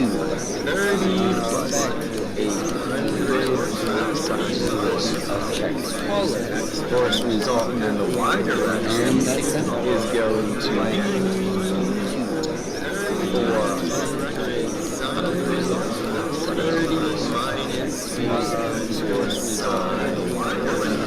45. The resultant force is going to be the square root of F1x. Welcome to EDU World Space. Y squared, and the resultant angle is going to be the tangent of y over Fy squared. Put all of these into a calculator. It's important that you do the first two so that you know exactly where the result is, whether it's square root, downward, or upward. And so, let's go into a calculator. 430, 905, 912. Put all of these into a calculator. Okay, next one is 400 sine 30 sine 45. Negative 366. 400 sine 30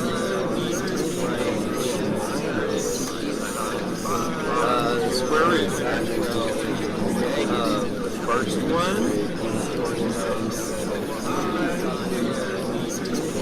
Squared. Second one.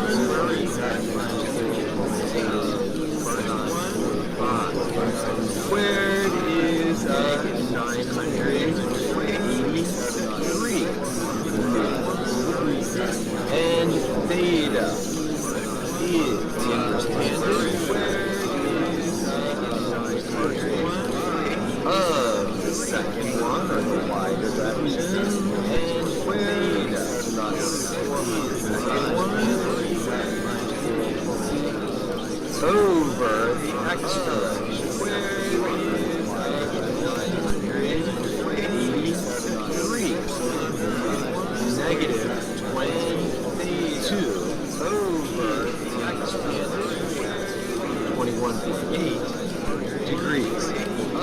supposed to measure clockwise from the positive x-axis, so that would be the equation.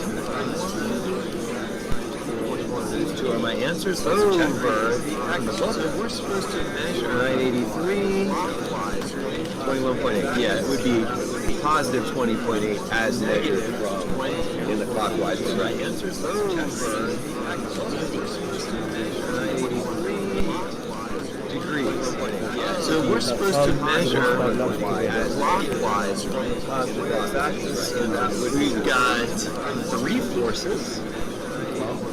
My answers. So we're supposed to measure tails connected together, which is always the easiest for me. We've got 20.8 as measured.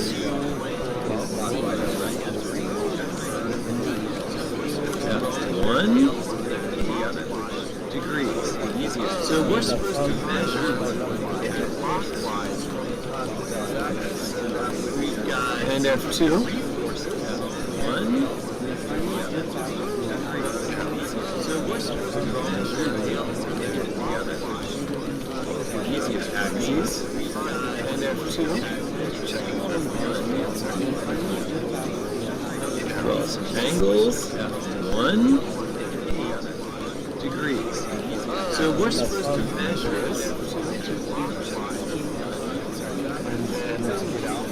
and F2 angles. One. Okay. We need all three forces in Cartesian vector form. So, F1 is going to be. We need all three forces in Cartesian vector. It's going to have an x component. F1 is going to be 50. So it's going to be. The x direction is the 3 direction. We need all three forces in the y component. This is 50 times 4 fifths. X direction is the 3 direction. And it is F2. Y x component is an x component, which is negative 80 sine 15 degrees is x component, and also negative in the y direction, negative 80 cosine 15 degrees. It's also negative in the y direction. F3, negative 30 in the x direction. And 3 y direction. There's also negative in the y direction. I think I'm going to leave it like that. This direction. Determine the magnitude of the resultant force and the direction. Okay. I think I'm going to leave it like that. The resultant force in the x direction is 3/5 of 50. That's only going to be 30. I think I'm going to leave it like that. Minus 80 sine 19 plus 30.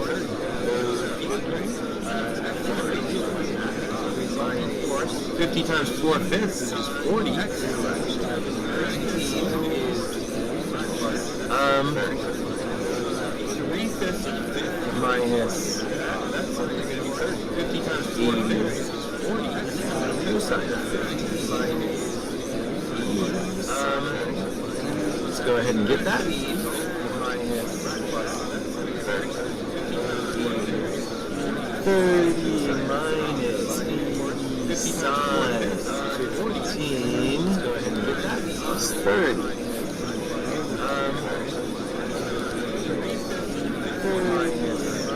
Welcome to EDU World Space. So in this example, we have an outer shell of positive 2 Q charge and an outer shell of minus 4 Q charge, and we're going to find the Welcome to electric field EDU World everywhere. Space. So to begin, we need to write down Gauss's law. Clothesline integral, integral of total charge inside divided by epsilon. Also remember that when we have cell to begin, we can say that the electric field equals KQ total charge inside divided by R squared. K is just a constant 9 times 10 to the 9. You can also write it in terms of epsilon to begin. We can say that the 1 divided by 4 pi epsilon. Okay, so let's find the electric field. Alright, so right at this green spot on the inside of the inner shell, there is no charge here. If there is no charge, then Q is 0, so the electric field is also. Okay, so let's find the electric field. Right at this green spot. What about between our first shells, A to B? Well, remember that in a conductor, the total electric field must be 0. So, there's no charge on the inside, we can deduce E must also be 0. A to B. B less than R less than C. 43 degrees says our inner shell has a total charge of just 2Q. And so that is what would be Q enclosed here. So that means that the electric field in the atomic charge will translate to 1 or just as K. So that is what writing it like that, we get 1 divided by 4 pi. Epsilon electric field times the total charge inside, which is 2Q, divided by R squared. don't know what is different, seriously.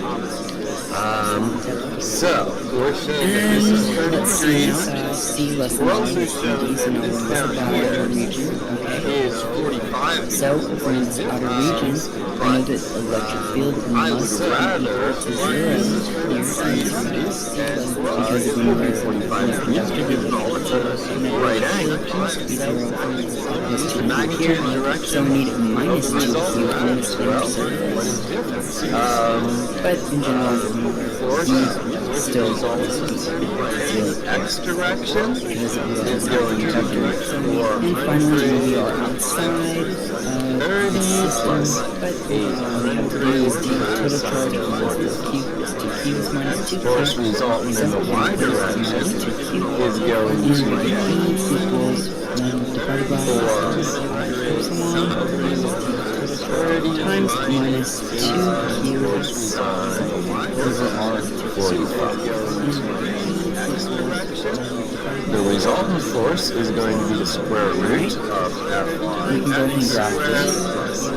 And what do we see? 0, 0. Y squared, and the angle is going to be the inverse tangent B and C. of C. Y over 2 Y squared. Put all of these into a calculator. It's important that you do the first two so that you know exactly And where now, theta you is, have to whether remember it's one of the properties. downward or So even upward. though that this is a quadratic function, And so, you can get out your gravity we're going to a calculator. and see what happens when you have a negative value 400 outside 912. your expression. So I'm graphing it out.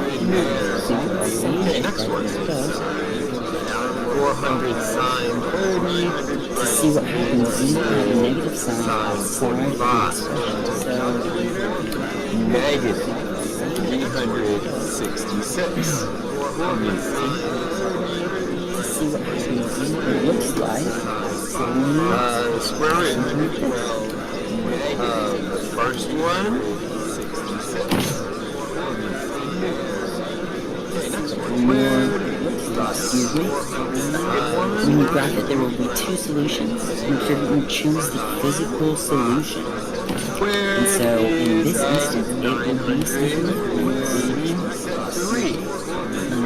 when you graph it, there will be two And solutions. theta. You choose the physical solution. Here we go. And so, Okay, so now we can look at the charges that are around these shells. Okay, let's look at the inner surface of our snow. The inner surface of our snow. Okay, so remember electric field must be 0 or nothing on the inside of this guy where that green dot is. So this guy must be 0. The inner surface. What about on the outer surface? Outer surface must be the total charge on the shell. Degrees. So we're supposed to measure let's look at the large clockwise. Okay, on the inner surface, we need to have an electric field of 0, so it has to cancel the total charge from this inner shell. So we need a negative 2Q on the inner surface. 21.8, yeah, it would be positive 20.8 as measured from in the clockwise direction. And then what about on the outer surface? So we need a negative 2. On the outer surface, Hello and welcome to this video solution. is, think about, So here we are given one there's minus 2Q right here. that has component It has to be all there. Hello and welcome to this 2Q. video solution. Think about, it's the only way for the net 60 here degrees on charge to and gamma is 75 degrees. So based on this, you have to calculate the magnitude of its components. So clearly, FX component hello and welcome to this video solution.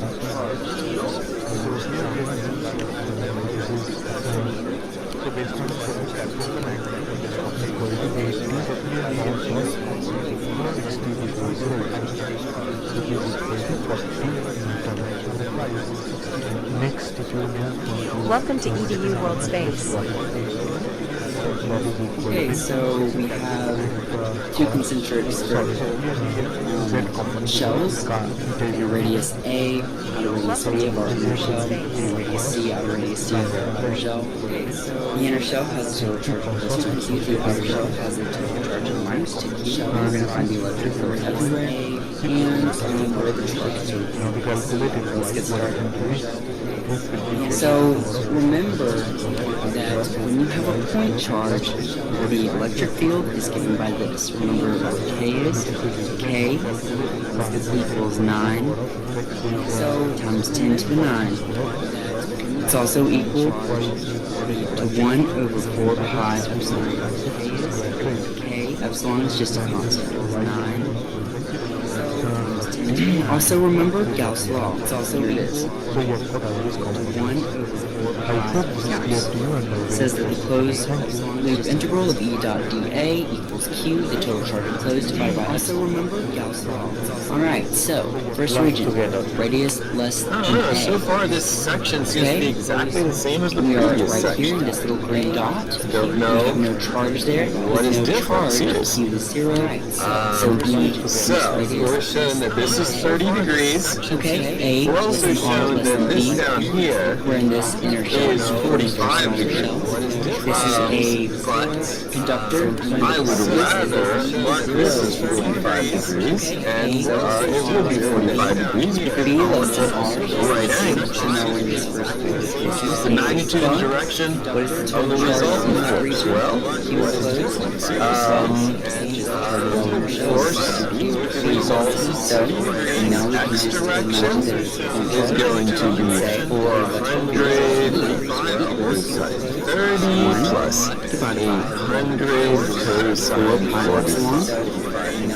Force resultant in the Y direction is going to be over 400 sine 30 minus 800 now we're in our outer shell. sine C less than 45. C less than R less than D. The resultant force is going to be the square root of FR What is X the total squared charge plus in here? Well, it must be 0. Y squared, and the angle is going to be the inverse tangent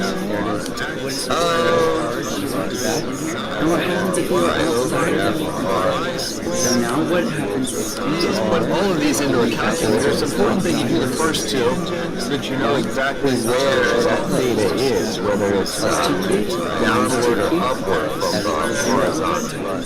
And so, going to the calculator. 400 cosine 30 plus 800 cosine 45 is 912. And then it goes straight back to 0.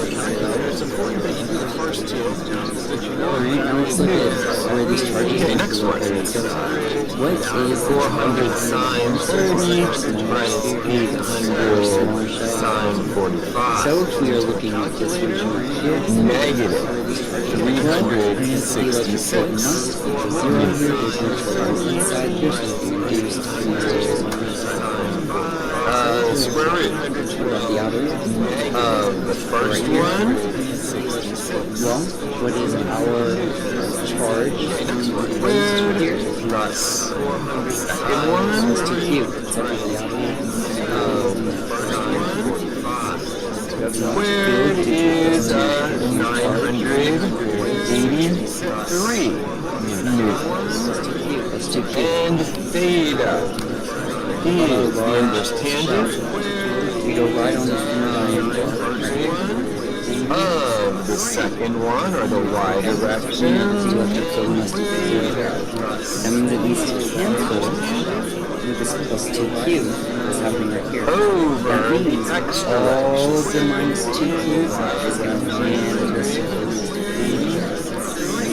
Minus 2Q. negative 22. Then what about this outer surface? 21.8 We have a net degrees. charge with 0. So we're supposed to measure the y direction clockwise from the positive x-axis, so that would be correct. Those two are my answers. Let's check. In the book, 983, 21.8. Yeah, it would be positive 20.8 as measured from in the clockwise direction. Let's check. In the book, 983 degrees. There's problems together. Okay, for this problem, we have a plate that has 4 different forces acting on it. Force 1, Force 2, Force 3, Force 4, and that actually gives us magnitudes and angles for each of these. Welcome to EDU World Famous. So it tells us that Force 1 and Force 2 form 3, 4, 5 triangles with the x and y axis. Right, so using these, we have to actually find the resultant force vector and show that the resultant force is 0. So we do this by determining the x and y components and summing each of them individually to see that they both add up to 0. So let's start with the horizontal component, the x component. First, because we have all the measurements, we need to determine the components based on this 3, 4, 5 triangles. We can each of these triangles individually. So this one right here is the triangle F with force 1 forms with the y and x axis. And this triangle on the right side, here's one force 2 forms with x and y axis. So let's take the first one. So for the force 1, the component we're looking at, we're going to be using right angle trick, so SOHCAHTOA, right, to determine what purely orthogonal is. So here, because we need to find the horizontal side of the horizontal component, we use cosine SOHCAHTOA, which is adjacent over the hypotenuse. So here is going to be the first two. So for H1 is 4 times 4 over 5. so means And then the force 2, plus 0. And here it's going to be SOHCAHTOA once again, but it's going to be 3 over 5. So it's 6 kilonewtons, that's going to be F2, times 3 over 5.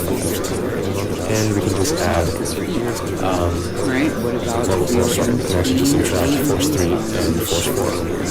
Because if you look at the diagram, the number going in the opposite direction horizontally, F1 and F2 are. it must have 0 plus And if you do this math really quickly, you'll actually see that this actually all adds up to 0. same thing.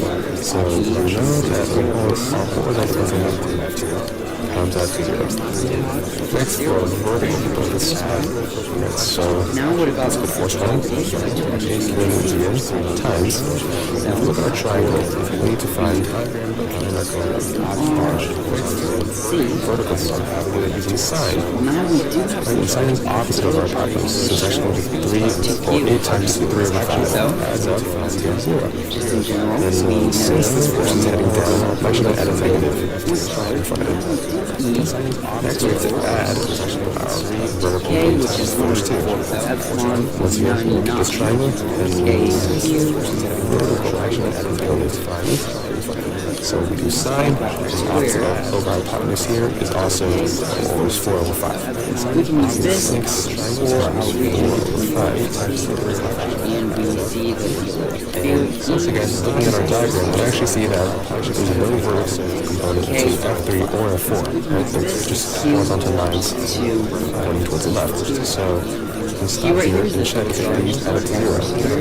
We usually see that. So we know that both these resultant components added to 0, so we know our resultant force 6 is 0. F are equal to 0, right? So we actually see that these resultant components added to 0, so we know our resultant force 6 is Now, what about the region C and D? So now we are in this outer ring. Well, we are in this outer ring. Remember that the electric field must equal 0 because it is added to 0, so we know our resultant force 6 is 0. C, outer ring, R, D, E is equal to 0. Added to 0, so we know our resultant force 6 is 0. Okay, and then finally, what about if we are outside of this object? So what happens if R is greater than D?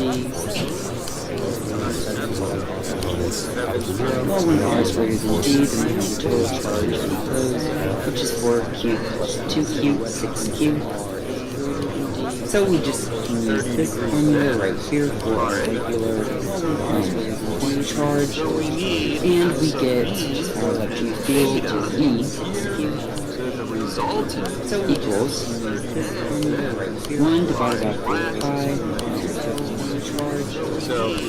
epsilon 0 times 6Q over R squared.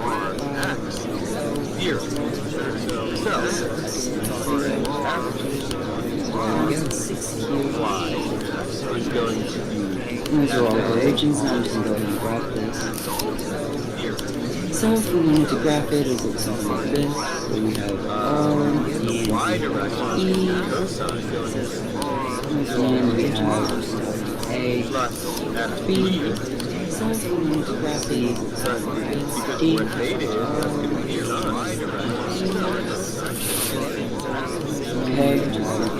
and we are going to get between region A and B. And what about between C and D? And we are going to get originally 0 B charge inside that inner shell. And between regions B and C, there's our formula. So, because these are 1 over R squared inside something like this, and we see a similar function for when R is greater than D. So this time, we are going to have a different prefactor constant, and it's going to see a little function for this time. And so that's that. Now, what about the charge on the inner surface? Substitute that in the first equation.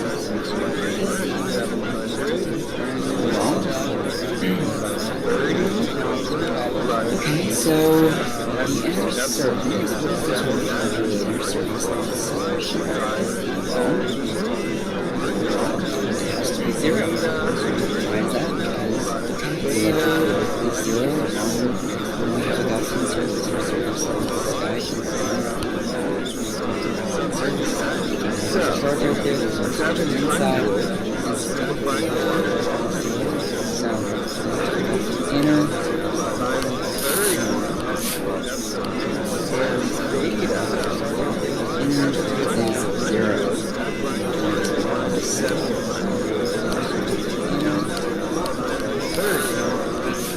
Okay, we're about to outer. Tangent theta. All the outer surface right here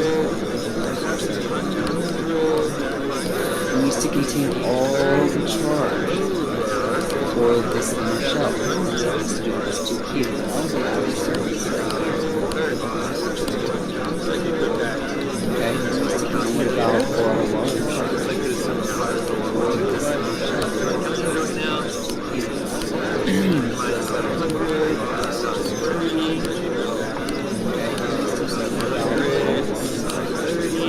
Okay, at the inner. And then I wanted to do the inverse tangent. So we get the Gaussian surface right here. We know that we must have a net 0 electric field. The only way for that to happen is that there must be an induced negative 2Q charge inside that. So that's the negative. Okay, so now I can Why is that? substitute Because that we need net 0. this equation. Okay? Now what else do we get? 700 The outer surface. times 30 So Gaussian surface. That's just the total charge. 4 times 2. gives me 900. And that's that.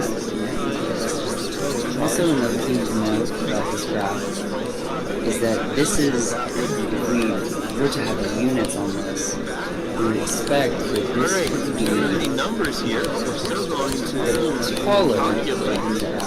the magnitude. This is 60 divided by 4 by 2. So we've got F1 here. Too many numbers here. Here. And that's An angle 5. 6. And I'm not going to draw the result. But the force in the resultant force in the x direction is just going to be F2 plus the x component of F1. Welcome to EDU F1 World Space. cosine. So we've got F1 here. F2 here. F2y is going to be F1 and angle 5. F2 does not have a vertical. So the resultant is going to be the square root of F2 1 times 5. So square F1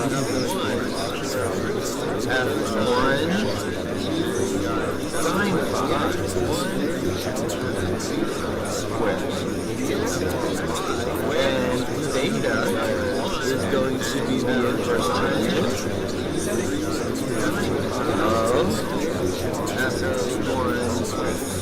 sine 5, that's the y from theta, over F2 plus F1 and we're done. Check the answer. Yep. Looks like they did multiply that out to simplify the Pythagorean theorem here. Let's see if we can do it. Looks like they did multiply that out to simplify. Multiplying the first Pythagorean theorem here. Yeah. Is F1 squared plus F1 F2 all times 5, and there's going to be 2 of them. Thus, F1 squared 2 squared cosine squared of 5 F plus F1 squared sine squared of 5. But sine squared of 5 plus cosine squared of 5 is 1. So then I'm going to get square root of f2 squared plus putting these two together to just get f1 squared plus 2 f1 together. Yes. So that could have been better.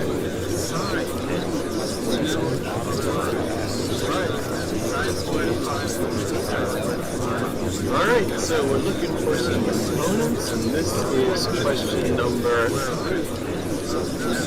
39. In 39, we really only have two components. One going this way, which is not, strangely enough, the x direction. 39, we only have two components. And we have the x and y directions like this. This is the y direction, this is the x direction. 45 degrees. And we have the x, which by the way would make this 45 degrees also. 39. And then we have F2. And F2 I would prefer to draw, which by this way, because I like to draw them tail to tail. And then we have the x and y direction. This way, because I like to draw them tail to tail. 45 degrees. Let's think about what's going on here. Considering where 30 degrees is on the drawing, it would be this. And that's going to be around here. Considering where 32, which is 150 meters, and that's going to be, that makes sense. Okay, so, components.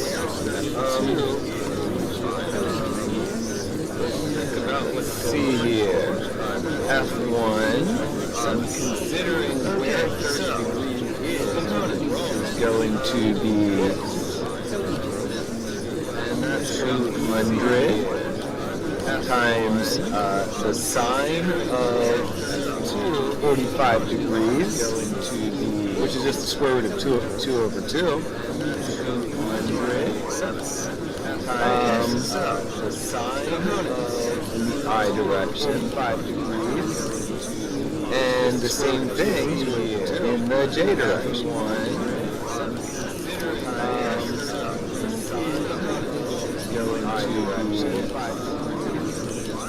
And okay, F2 times is going to be, well, in the x direction is going to be cosine of 30 degrees, and the cosine of 30 degrees is the square root of 3 over 2.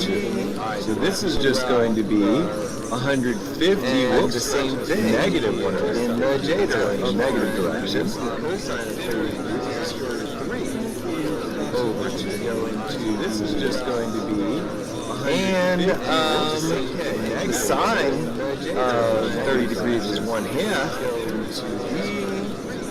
Well, this x direction is going to be and the J direction of 30. Sine, cosine of 30. Alright, so simplifying these, this is just going to be, this one is just going to be 100 root 2 I,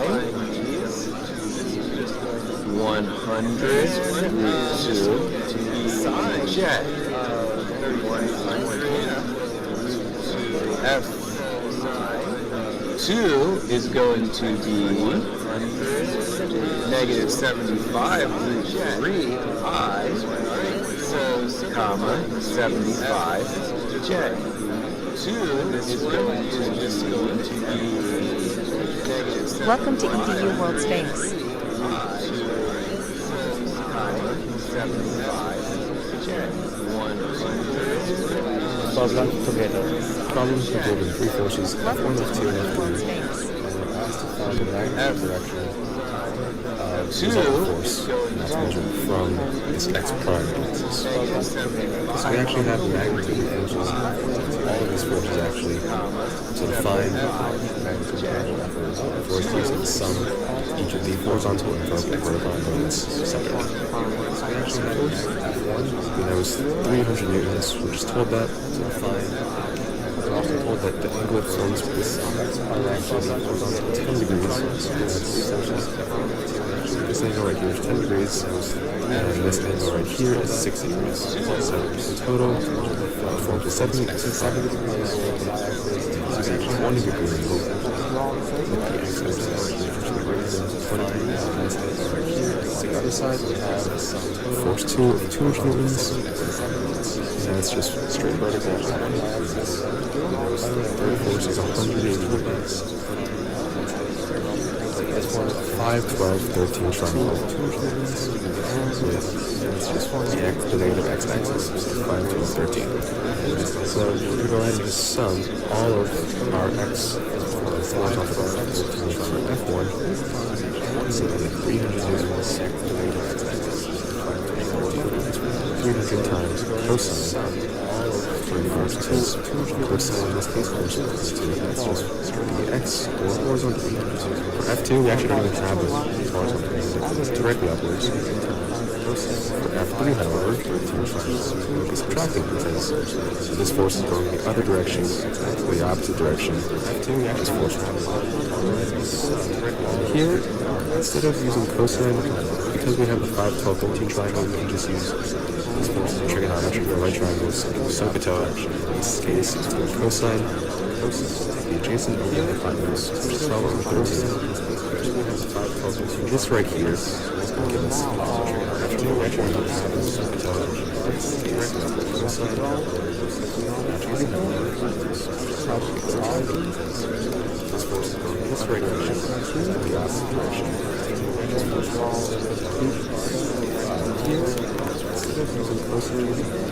Y for the vertical, force 1. Very similar.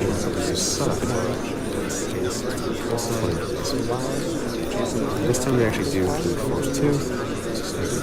200 newtons right here. It's purely upwards. So finally, probably 180 times. This time we actually sine, which is so opposite of the hypotenuse. 80 times 5, purely upwards.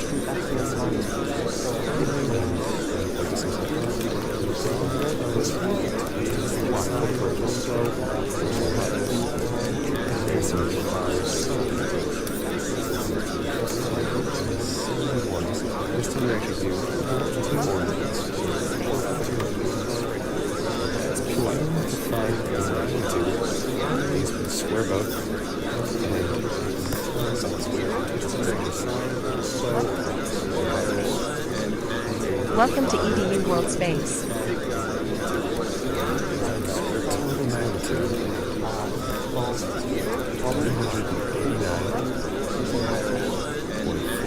Welcome to EDU World Space. Next, we have to find the angle that forms on the next. To do that, we can use this simple theta equal arctan y component of both axes. So we just plug in those values. Calculator once again.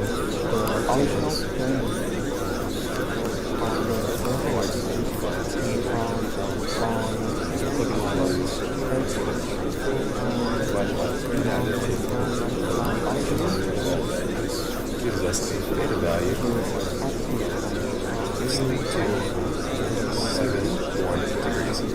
Remember, this angle is actually the angle between the resultant vector and the x-axis. And what we need is the angle between the x-axis.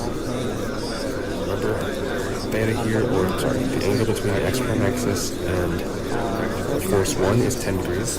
So if we add that 20 degrees, it becomes positive x-axis. In more circles, it will be Okay, the current derivatives from this is force 1 is 10 degrees. 42 actually those are from the x-axis. Force vector 4.42 second degree. First one is 10 degrees.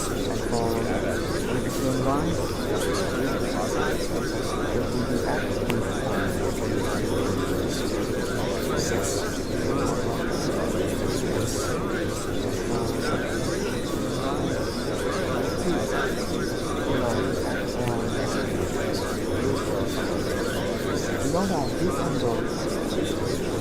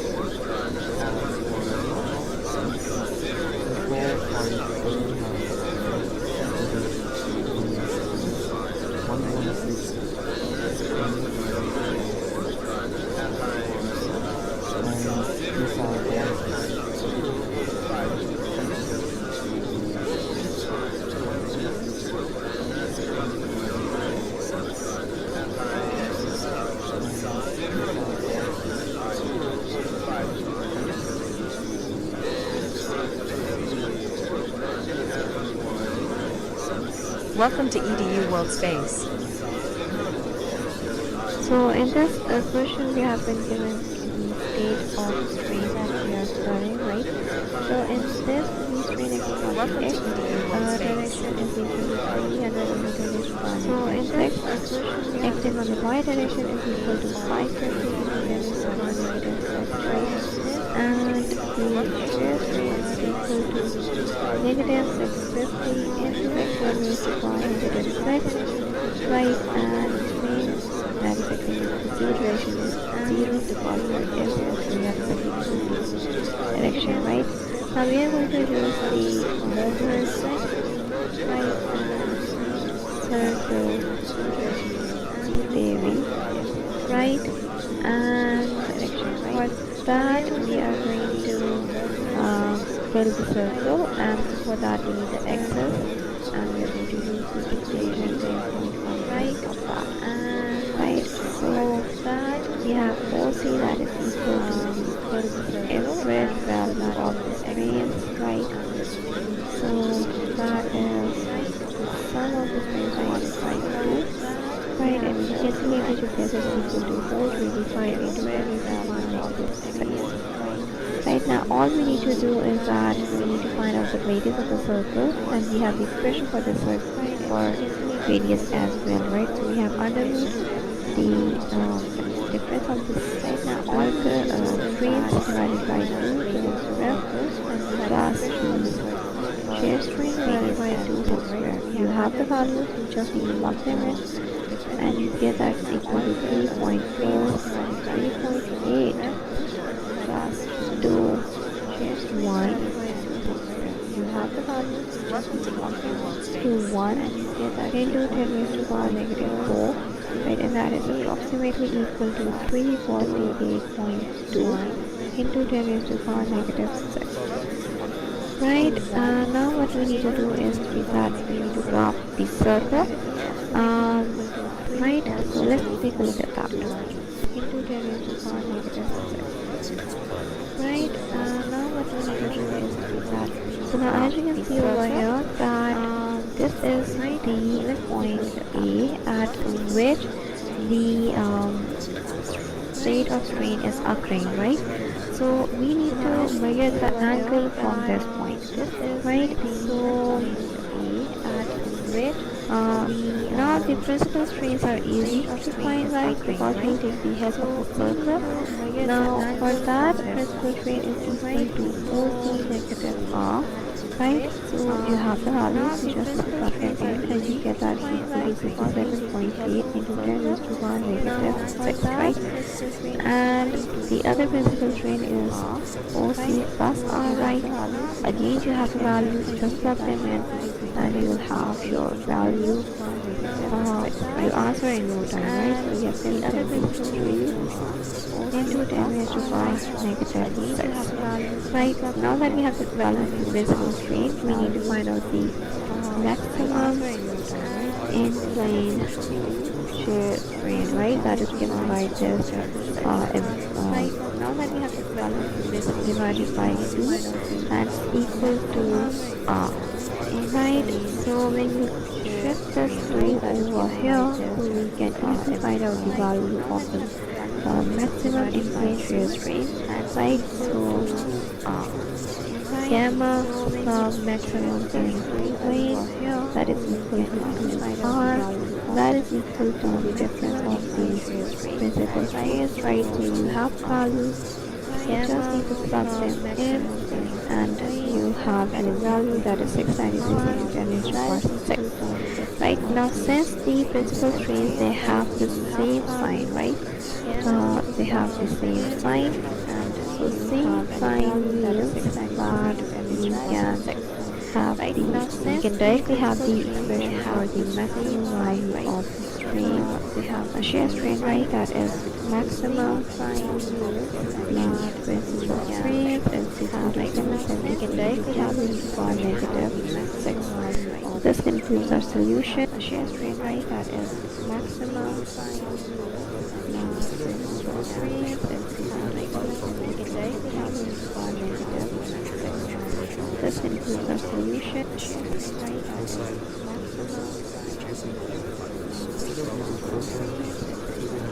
Welcome to EDU World Space.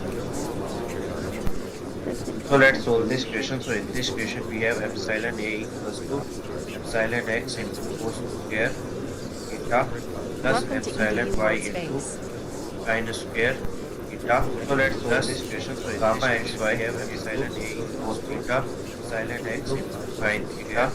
Following this, epsilon x equals to epsilon y equals to 0 here. Substituting the value, we get gamma xy equals to be 5.7 and this 5 minus 4 this epsilon a equals to y1 bar a1 minus y2 bar a2. Doing this, we get qa as 0.0653. Now we have y1 tau xy as plus e tau a. This we get I get x e y I x is tau x is e tau a tau by by s plus e d4 d4 minus d4 to e minus d. So that means tau xy s equals to 3.82 e. Now we have tau xy equals to g gamma xy s. So this is 138.997 into p equals to 5.6 into 10 raised to power 6 5.7 is 10 raised to power 4. E comes out to be 83.05 into p equals to 5.6 into 10 raised to power 6 5.7 is 10 raised to Welcome to power Homeland. 4. E comes out to be 83.05. Circuits to open the windows.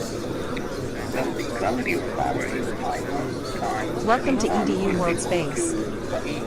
High 2 times 42. So in this question, the radius is equal to 50 millimeter, right? Material that is used over here is steel. The tension that is applied over here is a 2 kilonewton per meter, right? And we are required to determine the strain or material attachment and dry attachment, right? Now, the thing to note over here is that as there is no load that is being applied over here, right? So it means that if there is no load, so there would be only torsion present. And as there is only torsion present, so it means that there would be no stresses. It means the stress in the x direction is zero, right? Stress in the y direction is zero, right? And if there is no stress, so it means that there is no normal strain, right? So it means that the strain in the x direction is equal to zero, right? And if there is zero, right? So now since this is all cleared up, let's write the strain